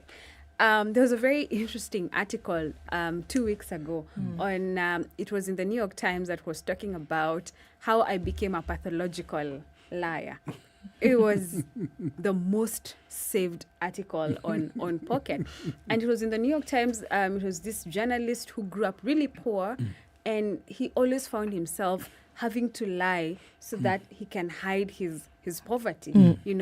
He learned it from the mom lying to the landlord that, I've just sent your check right now, your rent check. And she's holding the check in her hand. So how he became a pathological liar, it was a very interesting article. Yeah. And I saw that and I was like, wow, this is interesting. So Pocket, when you're tired of these other social media apps that, sometimes can get a bit toxic. It's a place to go. Yeah, it gets, it's saving you from that rabbit hole of going into these social media platforms. You start seeing things that just destroy your mood all of a sudden. Pocket uplifts you because you see some interesting content, and also you look smart in front of your friends because you read. Thank you. Dr. Njoki Shege, thank you so much for being with us this morning. Really innovative stuff. Thank you so much. And we hope to, have chats on this innovation again. Dr. Njoki Shege is from the Aga Khan University Media Innovation Center. Thanks for being with us this morning. The Independent Electoral Boundaries Commission is today set to meet with political stakeholders from 11 a.m. to discuss issues surrounding the preparedness of the August 9th general election. In a letter to the 4 presidential candidates in this year's election, the Wafula Chebukati-led commission invited the candidates and their representatives to a meeting aimed at airing out their concerns that they want addressed. Among the issues to be discussed include the printing of Form 34B, the issues with the Venezuelan nationals who are tested at the JKIA, and the general preparedness of the Commission for the election that is 10 days away. Still on matters election preparedness, and Interior PS Karanja Kibisho has said that the government has put in place measures aimed at ensuring security during the general election in Nyanza. Speaking in Kabunde, Homa Bay Town constituency, Kibisho said he has already conducted inspections in Siaya, Kisumu, Homa Bay and Migori counties, saying he is confident that the IEBC will not have any challenges in running its activities. Kibisho has said that the government is careful to ensure that peace will be maintained across the country while also ensuring the safety of voters. In the past, this part of the country has been having very energetic campaigns, and I think we are here specifically to just check, are we prepared to handle any form of insecurity? We know during the campaign periods, everybody with their supporters, it gets hot. Homa Bay will have free, fair and credible elections. What we want to do is to ensure we use the security infrastructure to provide an environment that allows people the free space to go and make their decision at the ballot without intimidation. Our work is to ensure we support IEBC to conduct the elections. This is Standard Media Group, and the National Cohesion and Integration Commission continues to send out the message of peace, assuring you that Kenya is the only home that we have, hence the need for us to protect it and take care of it. Kura yako, sauti yako, elections bila noma. Now, a former school teacher who was dismissed by the Teacher Service Commission for defiling a student has been arraigned before a Curation court on charges of sexually assaulting 5 girls aged between the ages of 8 and 12 years. The accused Nikano Kirwayego, who appeared before Curation Senior Resident Magistrate Frederick Nyakundi, denied committing the offences on diverse dates between June 2021 and 13th July 2022 at Master B Village in Belgut Sub-County within Curation County, where he sexually assaulted 5 girls aged 12, 11, 10, 7 and 8 years. He also faced alternative charges of committing indecent acts with children, charges that he denied. The prosecution asked the court to deny bail for the accused and proceed with the hearing at Curation prison, as his life will be in danger as members of the public were likely to lynch him. The prosecution further argued in the application that the accused had no fixed abode and hence a flight risk if granted bail. And the government, in collaboration with Kenya Red Cross, has started a livestock destalking program in Laikipia County, where about 1,216 cattle are expected to be slaughtered and meat offered to vulnerable households. The exercise targets to cushion livestock keepers against incurring losses due to the ravaging drought situation in the county.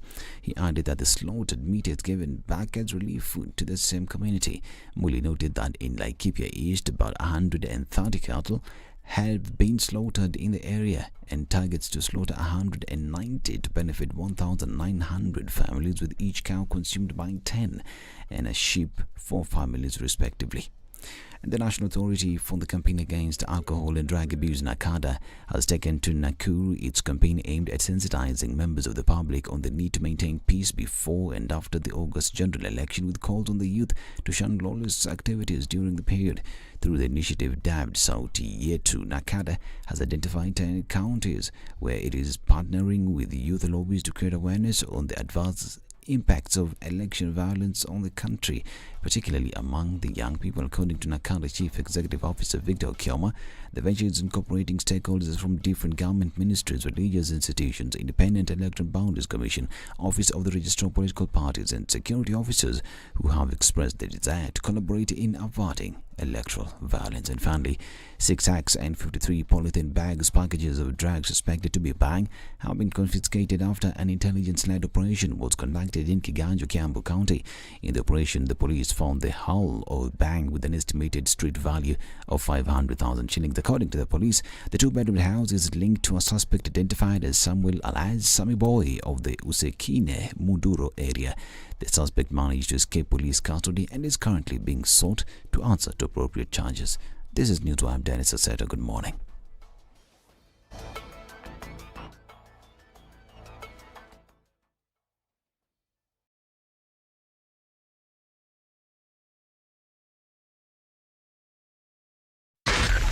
.4 Spice FM.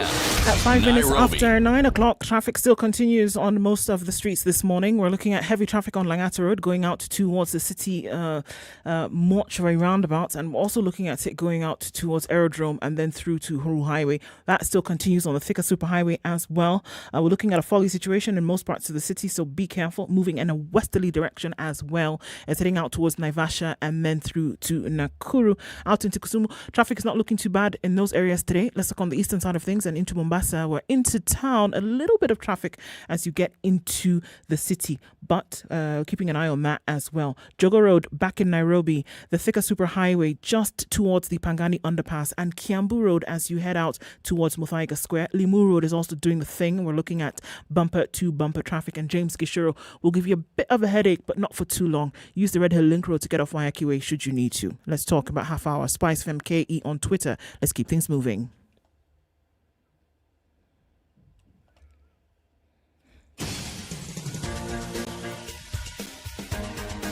This is the Situation Room, the home of hard-hitting political commentary and penetrating insights about the state of the nation. This is a talk radio experience like no other. The Situation Room, a place for hard truths, debates, and elevated conversations. The Situation Room, witty, political, engaging, deep, controversial. In the room, we have C.T. Muga, researcher, academic, seasoned political observer, a fountain of wisdom in these politically uncertain times. Ndu Oko, Nigerian by birth, Kenyan by choice, communications expert, Pan-Africanist, a truth seeker and believer in people power, and Eric Latif, agent provocateur, the man in the chair, seasoned journalist, news hound, a man who believes in punching up, not down.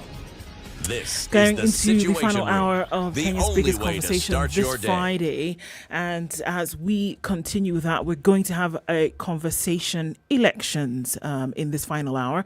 And our guest is here in the studio, Ndu Oko, CT Muga, and our guest host for today, Wahoro Nduho, has been with us since 6 a.m.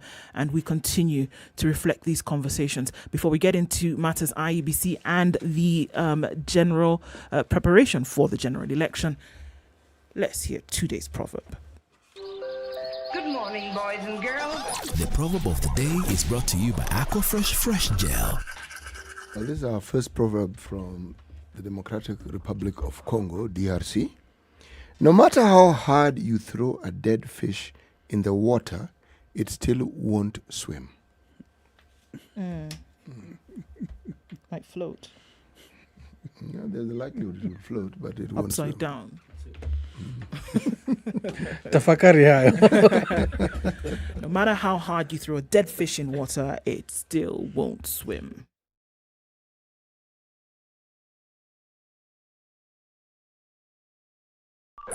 Brush your teeth twice a day with Aquafresh Fresh Gel. In the hot seat secret this to morning, long-lasting fresh breath, strong IEBC teeth, and healthy Commissioner gums. Francis Derry is with us this morning. Francis, good morning. Good morning. Welcome again to Kenya's biggest conversation. You've been with us before, and Mr. Wanderi, it's good to have you with us this morning. And, you know, things are hotting up. I guess many would say that temperature has been there for some time. But we're getting closer and closer to the day. And questions have been popping up in terms of the preparedness of the Independent Electoral Commission to be able to do this, Boundaries Commission to be able to deliver this election in the manner in which is required. And I guess just jumping into it this morning, what if you were to give an answer to that particular question, that is the IEBC ready for this? IEBC, thank you very much for this. IEBC is 100% ready because we only have a few days to go. And you have been preparing for the election since 2018. And as we are talking now, the bit of work that is going on is the logistical issue of distributing the election materials, receiving the ballot papers, which will be distributed from early next week to make sure that all the polling stations have all the electoral materials. Most of the materials are already with the county and the election officials in the field. Yes. So IEBC is ready. We have trained our staff. We started training, and we will be doing the final training of the presiding officers and clerks and the assistants in the last 2 days to the election. Yeah. The underlying questions. I'm ready to answer any question. And quite a number of them. That's good. On the face of it, in terms of logistics and getting people together in the stations where they would be, that doesn't seem to be a problem that then is, carried by many. One of the questions that made its way is from one section of the participants.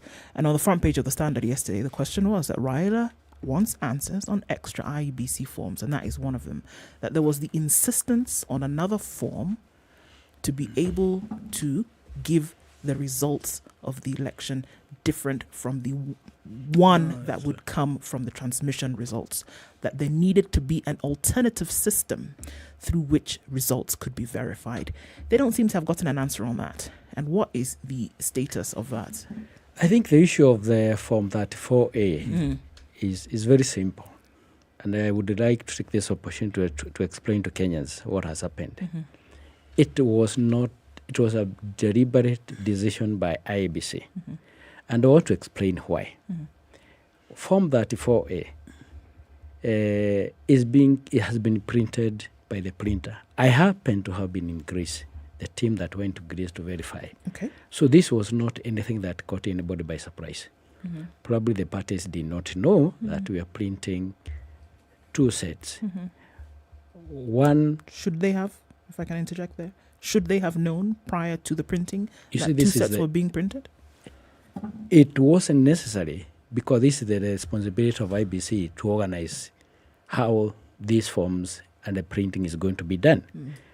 So what happened is IEBC, in its wisdom, decided that for all us to be able to give every agent a copy of the result form, we printed 2 booklets, one of 2 and 2 of 2. The 2 booklets the purpose is to be able to meet the statutory requirements that these forms are going to be given to agents. And if you see, like now we have 4 presidential agents. Each agent by law is required to be given a copy of the result form. The original result form is supposed to be taken to the National Tallying Center and to the Constituency Tallying Center. Those are 5 forms, okay? Then, by law, you are required to put 1 form inside the ballot box and seal together with the ballot papers once you have counted. All right? So those are 6. The 7th form, you are required to put 1 on the side of the ballot box. Stick it. That is 7. The 8th form, you are supposed to put 1 at the door of the polling station where the polling was done. So those are 8 forms. When you look at the carbonated forms that were being printed, you can only print 6, so that when you write on the top one, the original, that message, that is the same carbonated to the number 6. So by our wisdom as a commission, we thought it is important to have more so that you can be able to satisfy the 8 particular statutory requirements. That is why we printed that. It is not out of malice. It is purely out of what we were thinking is the best way to do this thing. So we have 2 books, 1 of 2 and 2 of 2. Okay. All right. So when we go to the printer, and those materials are already printed and they are packed in the presidential ballot papers, ballot boxes. What we wanted to do is, when the parties raised the issue, why are we having 2? And we explained to them why the IEBC decided to do that. They were not comfortable with it. Yes. And we told them, this is okay. Let us go back to Nairobi. We invite you. We come to have a meeting with IEBC, and we look for a solution. If you don't know us to do that way, then that's fine. We look for any other alternative way. But certainly, we will certainly to have 1 book. If you want to have 1 booklet, we just have 1 booklet. Then we will need to discuss with the political parties, and we are having that meeting today at 11 o'clock. Okay. We explain to them the reason why we did it that way. And if they don't like it that way, we will look for a solution. Is this what we did in the previous election? In the previous election, I think there were more. And the reason why there were more, but I think they were also carbonated as well. But I'm not sure exactly how it was done last time. But this was an improvement on what was done last time. Yes. If it was an improvement, the IEBC did not find it necessary to explain these changes because it wasn't what was done the previous time. And the moment there's a change, because you're explaining it now, could it not have been explained at the time you're making it and saying, in the previous election, this is what we had. In this coming election, we've decided to do this, and this is the reason why we are doing it. Let me give you another example. IEBC has the mandate to streamline the systems in accordance after you do the post-election evaluation. You look at the areas where things may not have been very, very good, and you look for ways of improving that. We did that, and I'll give you another example. Last elections, we have had 50 booklets of 50 ballots, a number of them, all right? so that you, depending on the number of voters in a polling station, you decide the number of ballot booklets you are going to have. Yeah. This time, IEBC decided to avoid loopholes. We are going to have only one booklet. Okay. For example, if a polling station 5 has 530 voters, you have one booklet for presidential with 530 ballots, papers. You're not going to have 50, just one. Okay. If it has 700, you have one for 700. For each elected position, you have only one booklet. That is an improvement that we did in order to make sure that there are no ballot papers hanging around. Okay. Right? It is within our wisdom and the mandate to improve those systems. Okay. Commissioner Onderi, one isn't questioning the wisdom. Not really.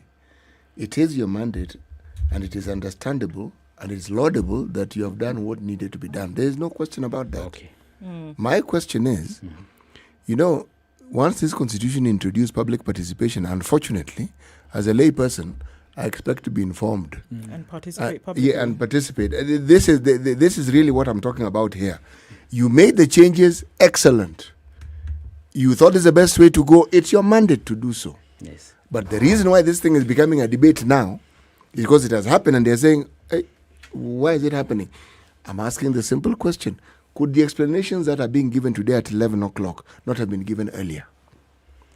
I agree they could have been given earlier, but as an organization, you are responsible for improving your services, your processes. Yes, Seriously. Okay. Yes. And let me say this. We are not stuck to this issue. We have called the political parties. The changes they want us to do, we will do to be able to satisfy the law, because we are also doing this to certify the law. Okay. Yes. So, I mean, talking about putting things in the public, the other day, I mean, just the day before yesterday, so that was the night before, we saw in the public that the ballot papers, the 225 ballots that arrived in the country, did so under the glare of IEBC vice chair. The political parties were represented, and that was clearly evident that they had come into the country. However, just a short week ago, stickers with barcodes made their way into the country without the same spotlight being on them. Again, this poses a question of why do it one way one time and a different way another time? Because what it does now is raise suspicion about what may be happening. We know that this became a very public affair. And then a few days after that, we see these pallets that come into the country, and everybody knew that they were there, and nobody had an issue with them. Why choose to have done it that way then, and then do it publicly just a short week later? Okay, I want to distinguish the two incidents. I was in Greece with a team that went there, including political party representatives and religious leaders and other stakeholders. And we, after inspecting what has been done, and we agreed that we are going to come together. The plane that was going to bring the ballot papers was arriving the same day we were also arriving. So that's how we were at the airport with all the stakeholders, and we even told our team here.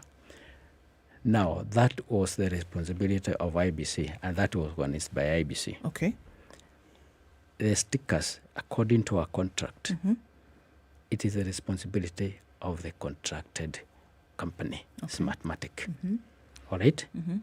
So that was not our business. They are contracted to do that, and the part of their contract indicated that they have to have those stickers to be able to identify the Kim's kit, the location, the polling station, and that kind of a thing. Okay. So they were not mandated to make this arrival of these that is their business public. To do like we have contracted to do very many other things, Actually, including installation. Commissioner, I beg to differ. It is your business, because there would have been no need for the barcode, the stickers, the barcodes, if IEBC didn't exist and we didn't have an election. No. It is IEBC who contracted those people.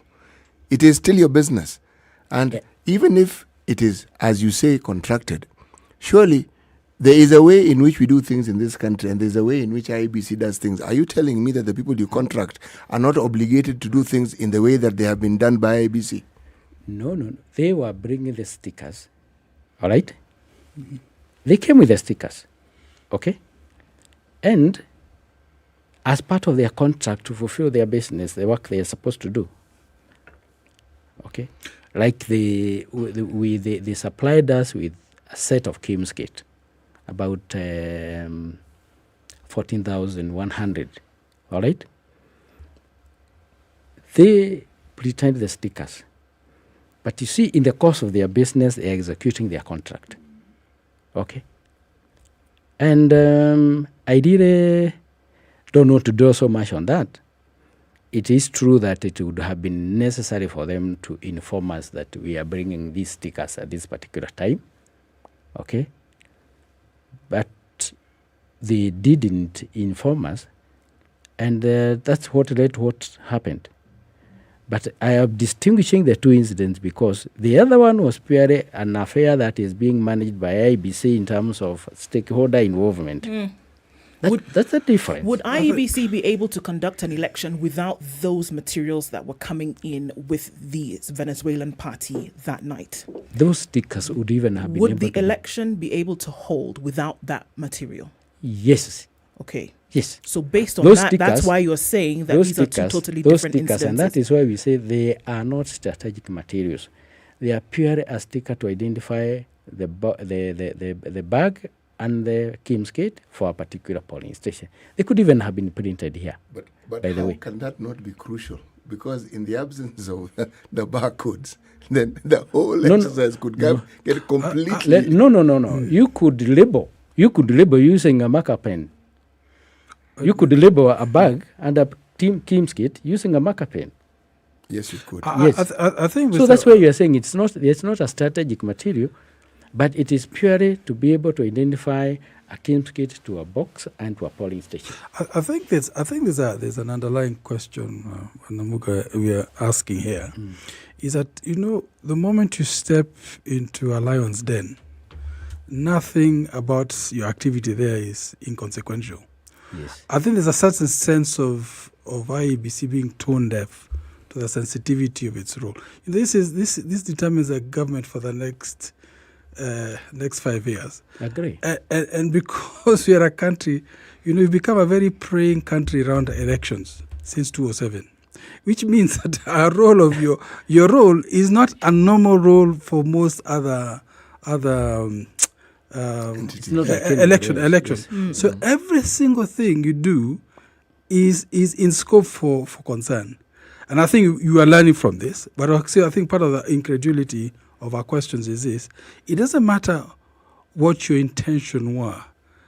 The perception of a problem is a reality. And it's creating a problem for you because, you see, that's how you end up with enemies of the nation, creating a situation where you can get out of hand. Because it's what you've done now. I'm not saying you, of course, you know what I mean. Yes. Because there's been we've planted a seed of suspicion. It's going to undermine even all the good work you've done. And so the question I would ask is this: okay, so and I agree with Baramuga here that barcode that identifies a specific polling station and a specific machine is critical. In fact, my question to you is, why on earth was it even left to a private sector person? That should have been part of your strategic materials, because that's how sensitive this whole thing is. There's no element of this should have been delivered by a third party when it has to do with the future of our nation. I think what I'm saying is, and it's not a question for me. It's saying it's appreciating that. I appreciate what you're saying. But as they deliver the mandate of the IEBC, we have several players, including people who are contracted. For example, that code that was supposed to be in the sticker. By the time this happened, we were away. But what I'm saying, that code in itself, there is each particular Kim's kit, and in a polling station has its own way of configuration so that they have the number of the people who are supposed to vote in that particular polling station. An SD card is produced and inserted in that particular Kim's kit. Okay? And that is derived from a master card for that particular county. For example, in Nyeri County, there is a master card for Nyeri County. And it's broken down to the constituencies and polling stations, such that each Kim's kit will have the number of the people registered in that polling station. All right? And for that to work, there is a code, a QR code, that will be given to that Kim's kit, not the barcode that you are talking about, about the labels. A QR code that will now, before you start, you scan that code to that polling station, and therefore it will be able to identify the people registered in that polling station. And only. where are those right now? Who? These codes that you're talking about, have they already been generated? No, that will be given the day of the voting. Okay. So it's a security system whereby that QR code will be done and be available, and the presiding officer for that particular station will have to sign on that using the finger for that to happen. Okay. So it's a system that is to secure. You understand that. I don't think anyone is disputing the system. Yeah. My dear sir. I don't think the issue is how well prepared, or it's a fact that anything that has the appearance complicates your job. No, I agree with you. I agree with you what you say, that any small thing that you do today is a public scrutiny. And if it is, there is a miss somewhere, then of course it raises an issue. So even the entirety of the description you've just given us, I presume that's on your website, but even the description you've just given us, if there's a way of it being part of the public civic education, would go a long way in giving confidence to the population. So it's like everything you've just done now. It's very useful for me. Half of that I didn't know myself. Let me also inform you that we are planning to have public education whereby we're inviting all the media houses. I think it's either today or tomorrow. I don't know whether they have been informed. Whereby we want to take the public through the process of voting and the security system we have to ensure that the election, the voting, the process is credible, including the transmission of the results. So let me ask you a question. Just that question you said. How long ago was that known? The entire process. The entire process of voting. What you're about to say? We have. You've known it for a while. We have done it, and we are doing. Actually, we are doing public education. We have voter education. That's ongoing. Educators that are ongoing in the field all over the country. Okay. All over the country. That process is going on. Yeah, our voter educators are in the field. They have been in the field for the last 2 weeks. And in every ward, they are going around educating people. Even to the shopping centers, they go and they're telling the people, this is how the ballot paper looks like, how the boxes looks like. That process is going on. Okay. Yeah. It's 29 minutes to 10 o'clock. Let's take a break and come back and continue with this conversation. We are talking with IEBC Commissioner Mr. Francis Wanderi today and talking about the preparedness of the IEBC for the upcoming general election. And we're talking about, issues, public confidence, issues, public education on what this process will look like. We'll take a break and look at weather and traffic and come back and continue with that. It's Kenya's biggest conversation. Good morning.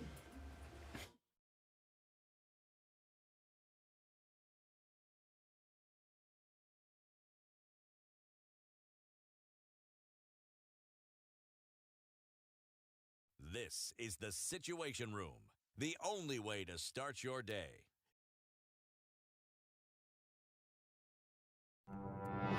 If I'm found guilty, there is no problem. I'm willing to serve. I have no problem. Jails are meant for human beings. They say a society gets the leadership it deserves. If you have a corrupt, crooked and rotten society like we have in Kenya, then of course they will get that kind of a leadership. I think the president should dissolve parliament. That's the best solution at this moment in time. Dissolve parliament. All of you go home. Yes, we all go home. How are we encouraging other people who might have new and creative ideas? Young people who are making money without any government help. They are just buying their own bundles, they are going on TikTok and making money. KRA is coming after them. I've been in parliament for 15 years. We have been unable to pass the gender law. And yet no presidential candidate is talking about it now. Because we are fake. The truth is, all the men refused to vote for that law. What did Sonko do to Pumwani Maternity Hospital? Yeah, he with cleaned his it up. own money. Cleaned it with his own money. That was him as an individual. Yeah. Uh-huh. And I did not say he was cleaning his own money. I was saying he cleaned Foot, mouth. Foot, mouth. Eric. You should actually be sitting there. 16 degrees and mostly cloudy conditions in Nairobi. It'll go to highs of 20. We'll see highs of 23 in a cloudy Nakuru at 16 and light rain at 15 in Nyeri. Highs of 19, 16 and cloudy in Eldoret, going to highs of 21. Still raining in Mombasa at 25. We'll see highs of 28 and 27 will be the high in a rainy Malindi at 26.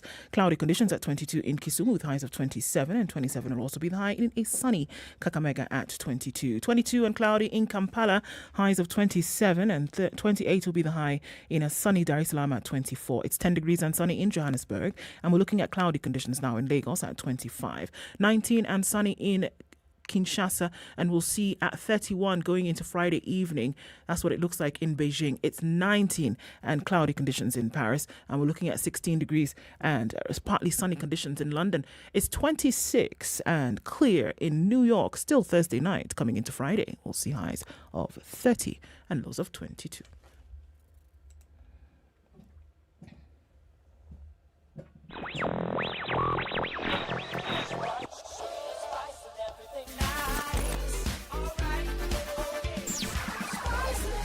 Spice up your life. Getting out of traffic hour, looking much better on Langata Road this morning as you're going into the city. We know that construction continues, causing a little bit of a headache here and there, but not too bad at the moment. On Huru Highway, we will see some traffic getting into the city. You should be able to traverse your way through. On the expressway, your exit's causing a little bit of a headache, but that should be all right. And Jogger Road started early and it's still thumping with traffic this morning. In and outbound traffic continues to be a thing. The Thika Superhighway much better now. Kiambu Road, however, totally different story. We're still looking at back-to-back traffic, bumper to bumper, as well as on Limuru Road this morning. We should be able to be through that in no time. Through the morning, guys, talk to us. Let's know what's going on where you are. Trying to keep Friday moving. SpiceFM KE on Twitter.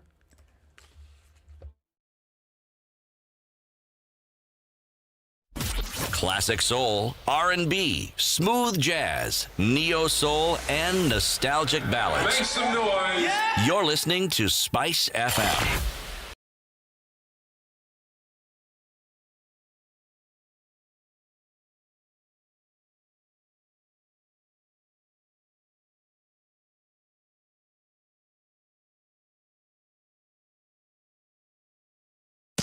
Business news with Spice FM. I'm Dennis Aseto.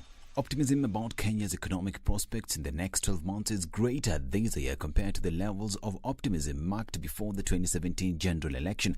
A comparison of market perceptions data by the Central Bank of Kenya shows the level of optimism by banks have grown from just 21% in 2017 to 79% in July 2022. Optimism among non-bank private sector players has meanwhile grown from 35% to 72% in the same period. Kenya Power has inked a 25-year deal that will see it buy electricity from Ethiopia's utility Ethiopian Electrical Power EEP, effective from November 1st, 2022. The new power purchase agreement actualized power trade between Kenya and Ethiopia and follows discussion between the two countries.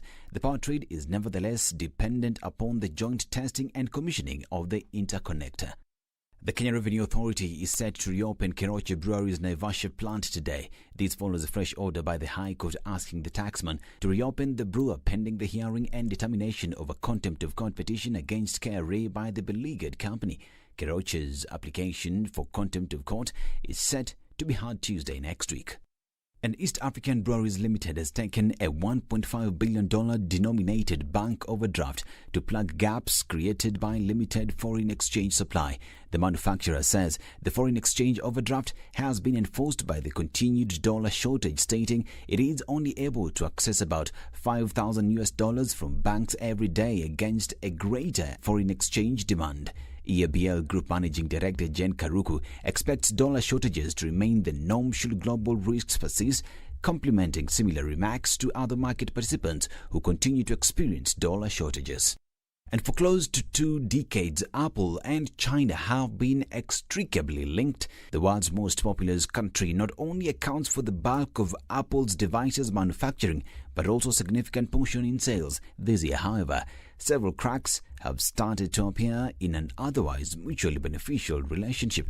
Much of the turmoil has been driven by China's zero-COVID strategy, with strict lockdowns in major parts of the country earlier this year, halting production at several factories, including those of Apple's manufacturing partners Foxconn and Pegatron, and disrupting global supply chains. For Spice Business, I'm Dennis Aseto. Spice Chilled Spice.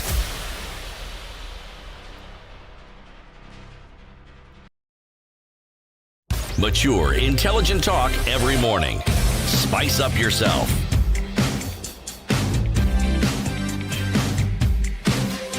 At 21 minutes to 10 o'clock, this conversation Mornings continues. done right. 94.4 Spice. IEBC Commissioner Francis Wanderi, and looking at issues on the preparedness of the IEBC going into the election, which takes place in 12 days. And just before we went to the break, the question is, the communication of some of these processes is a big deal when it comes to delivering a credible election. We have seen cases where the process of a matter is what is leaned on in order to find out and see whether the process, or whether the whole event was credible. And making that public, making that communication public is important. Earlier in a previous conversation this morning, we said, look, just because I like bananas doesn't mean I hate oranges. But it could be true that if something is being done and you don't say it, or you don't let people know, then you also leave them the room to be able to fill it with whatever speculation that they can find.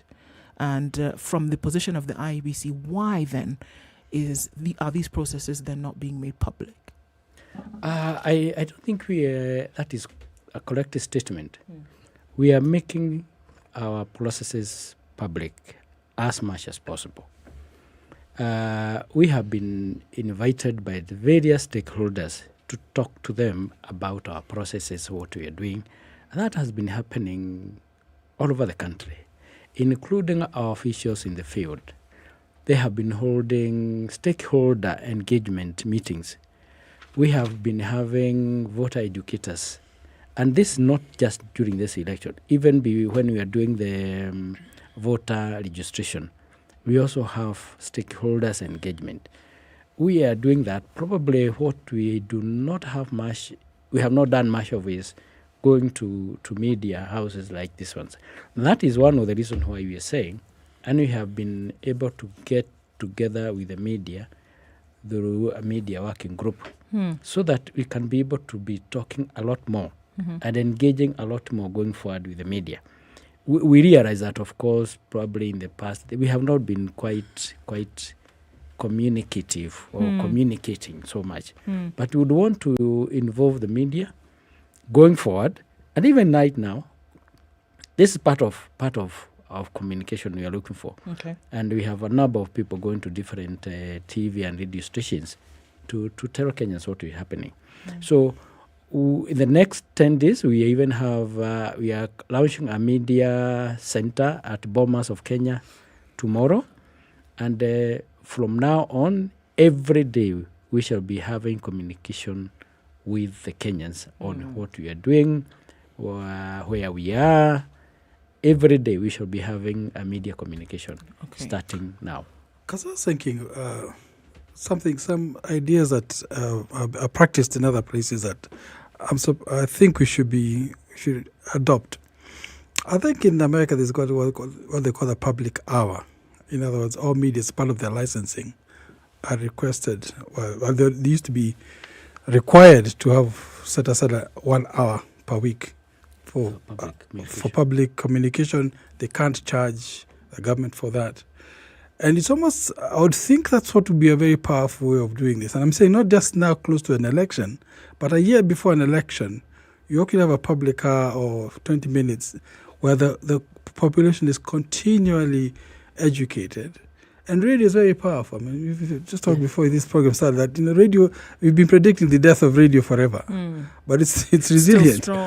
And so there's some simple things which go partly to the suspicion that closer to the election you have this flurry of activity.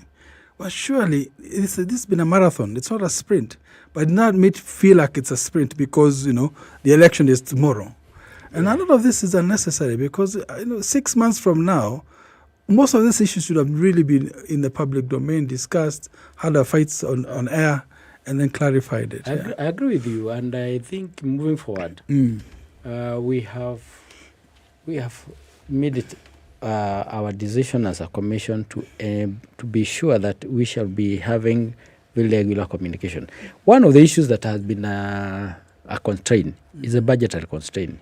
What happens is, we are funded by Treasury.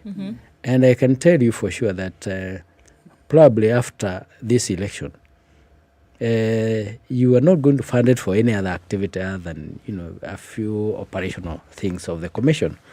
But we are planning that as we move forward, next year we are going to have, of course, to do the boundary reviews, which is supposed to be done. But moving forward, we need to have a much more robust public communication system. I can borrow from what you're saying, and we could negotiate with the media houses and have that kind of a thing happening, at least as we move forward. We need to talk more about ourselves. We agree. We have not done enough. But that has to be caused by the constraints, financial constraints. Because, for example, this year, we got our budget for the elections this financial year. Before then, you just operations. Okay. So we are planning to negotiate with the Treasury also to be able to finance some of those things. And they've also engaged with the media houses. We can be having our people. Because even public education about their rights, their voting rights, their civic rights, should be a continuous process. Indeed. You talked about the fact that you will have training for agents 2 days to the election. Do you think this is adequate time? Not agents. Our polling clerks. All right. Okay. Let's move from agents to polling. Okay, fine. Same thing. Yes. Polling clerks. You have training. Election officials. Election officials 2 days to the general election. In your opinion, do you think that this is adequate time to have that done? Especially since... let me explain. Let me explain. Can I finish the question? And then now your explanation probably would come. Do you think that this is adequate time to have this done? Or is this dependent on the actual process of training that you're speaking of? No, okay. Let me explain. This training has been going on for the last 2 weeks. We have different levels. We have the training of trainers. Then they go down to the constituency. The team that I'm saying that will be trained last are the polling clerks. Okay. But that process has been going on at different levels. The polling clerks will be the ones that will be trained on the last 2 days to the election. Okay. One of the issues is that the presiding officers and the polling clerk must also be trained on how to use a KIMS kit. Okay. How do you identify people? That process, the whole process of the election. And that requires that the machines, the KIMS kit, must be also available for them to be able to do that. So that is the training is cascaded down, and the last group is trained around that time. Okay. It is enough time. 2 days training is good enough for them to learn what is supposed to be learned. What does a polling clerk and those the IEBC to conduct the elections on behalf of the Kenyans? Yeah, we have the ICT officials. We have the returning officers. In all the constituencies, we have a returning officer, a deputy returning officer. We have logistics staff. We have ICT staff, I said. And all those people have been going through the training because they are the ones who are going to train the people at their on the ground. From the we have master trainers. Master trainers are our staff. They are the ones who have the curriculum. So what IEBC have done is to develop a curriculum to train each level. So the people who have been trained now, we have done the constituencies. Those are the ones that are now going to do the training of the clerks in various polling stations in their counties, in their constituencies. So our staff also have to be trained on the use of KIMS kit. Maybe some of them have not used before, some of them may be new, others have been there before. So that whole process of training is done. Including the when you do the voting, we have a polling station diary, a document, a booklet that has a lot of information that the polling officials have to fill to track down any activity or any event that took place at the polling station.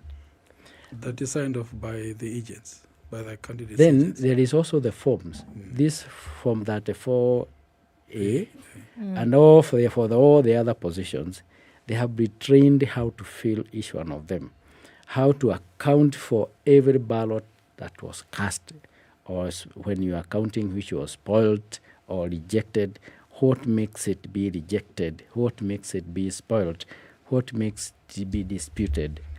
All that information, they are trained. So it's quite a process. Oh, it's a necessary process. It's a necessary process, and that is part of what... we would also like to know this process for the simple reason that we often hear of spoiled votes. So you're asking, so what does a vote need to do in order for it to be spoiled? Yes. Yes. So that's what I'm saying. Yes. That training, and that is the one which we are saying we are going to conduct publicly. And we have, by the way, we have been doing this, including to our judiciary. We have taken them through the process and what accounts to a vote that is being spoiled.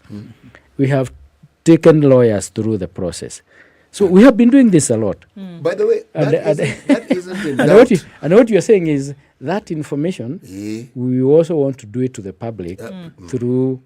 We have had that done in KBC. We have had that, but now we want to invite all the media houses. We take them through so that when you talk about a spoiled vote, what causes to be a spoiled vote?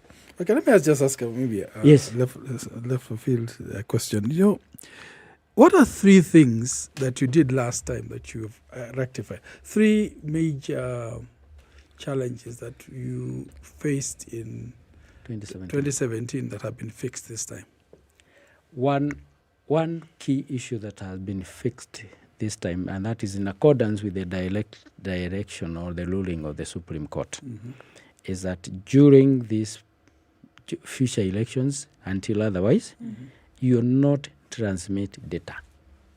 You transmit the image. What do I mean? Can I explain? Yes. Once you fill from that 4A at the polling station, because the only results that are transmitted electronically are the presidential. Once you fill that form, the agents have signed, and the presiding officer and the deputy have signed. You take an image. The KIMS kit has a camera function. The KIMS kit will take an image of that form. That form is transmitted by the KIMS kit through the electronic system to the server and to the National Tallying Center and to the constituency tallying center. All right? That is the result form. Okay. That result form is final. Right. In other words, the figures indicated that have been signed, Yes. nobody can change, not even the chairman of IEBC. Not even the National Tallying Center. But it must contain all the signatures of the... It will contain the signatures of the agents, of the candidates, the signatures of the IEBC officials, all right? And once it is transmitted, that kit, that KIMS kit, transmit that image only once. You cannot transmit again. Okay.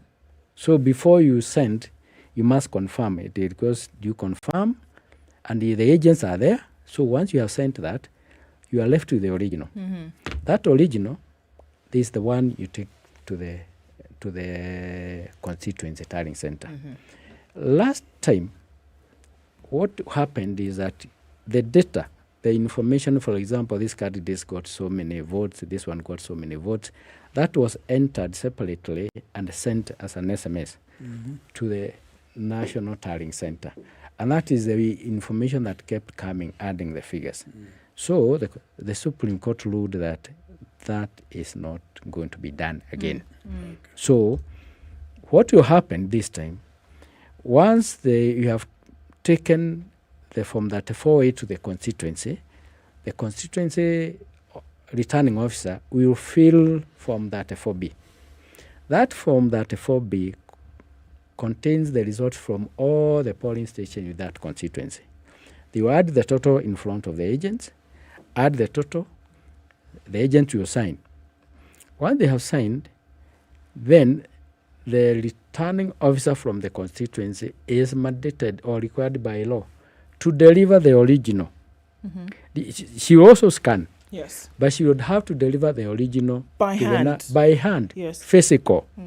To the National Tallying Center. So she'll scan and transmit also. She will scan and transmit. Okay. She will transmit, but she must take the original to the National Tallying Center. So at what point are these documents scanned? Or there's no scanning this time? After no, signed. that image that you take at the polling station is the only one. Is the only one, and it is final. After all the agents have signed. So is this the reason why then you're saying there was no need for an alternative system, whereby the demand has been that in as much as we're having this electronic transmission of results, the demand from from other quarters has been, can we also then not have a manual result?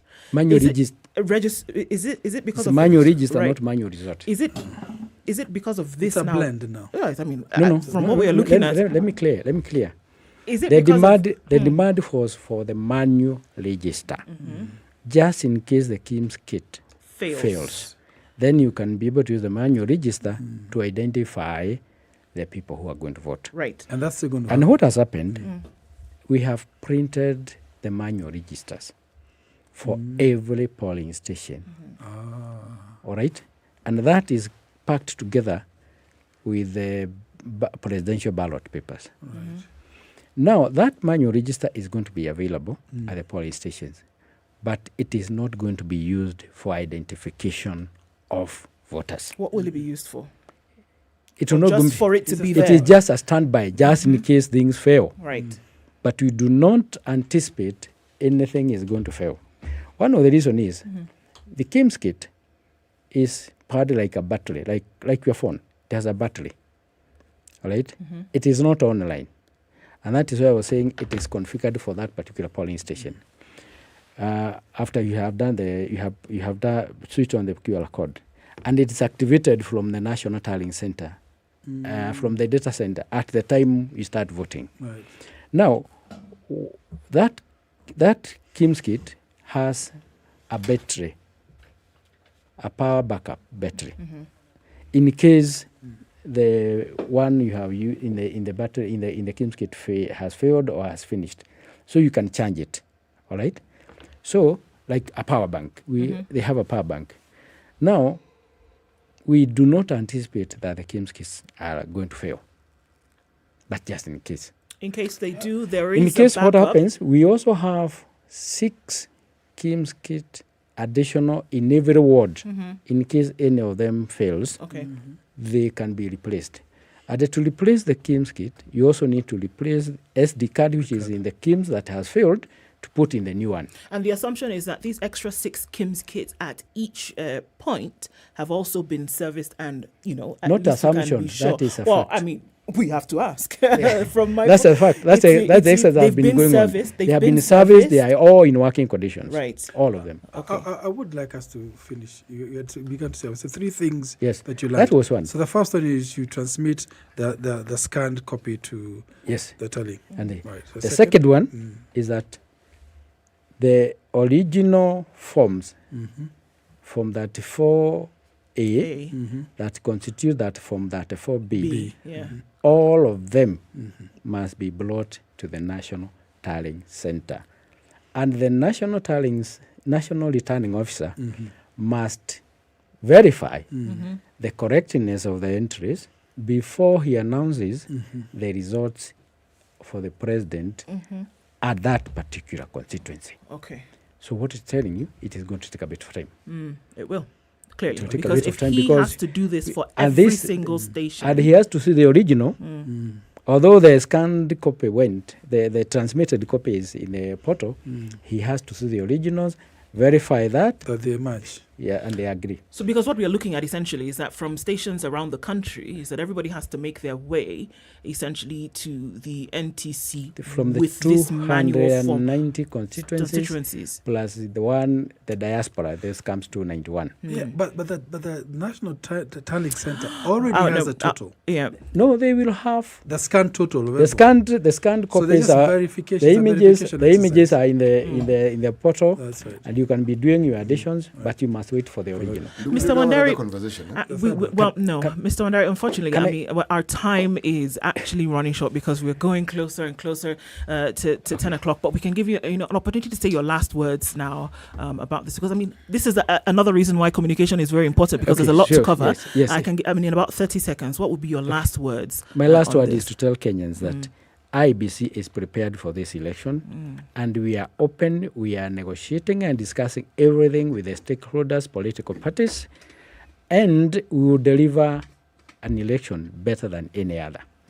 And we have invited the media to our polling stations if they can, or returning office, county and the constituents offices, to be able to tell the public what is happening, including tallying the results. Asante sana, Mr. Francis Wanderi, for joining us, an IEBC commissioner today, being here with us. We must remember, elections bila noma. It doesn't matter. Once you vote, remember that you will still live amongst people. Thanks for making it part of this conversation this week, and we end the week on that note, and we'll talk with you again Monday morning.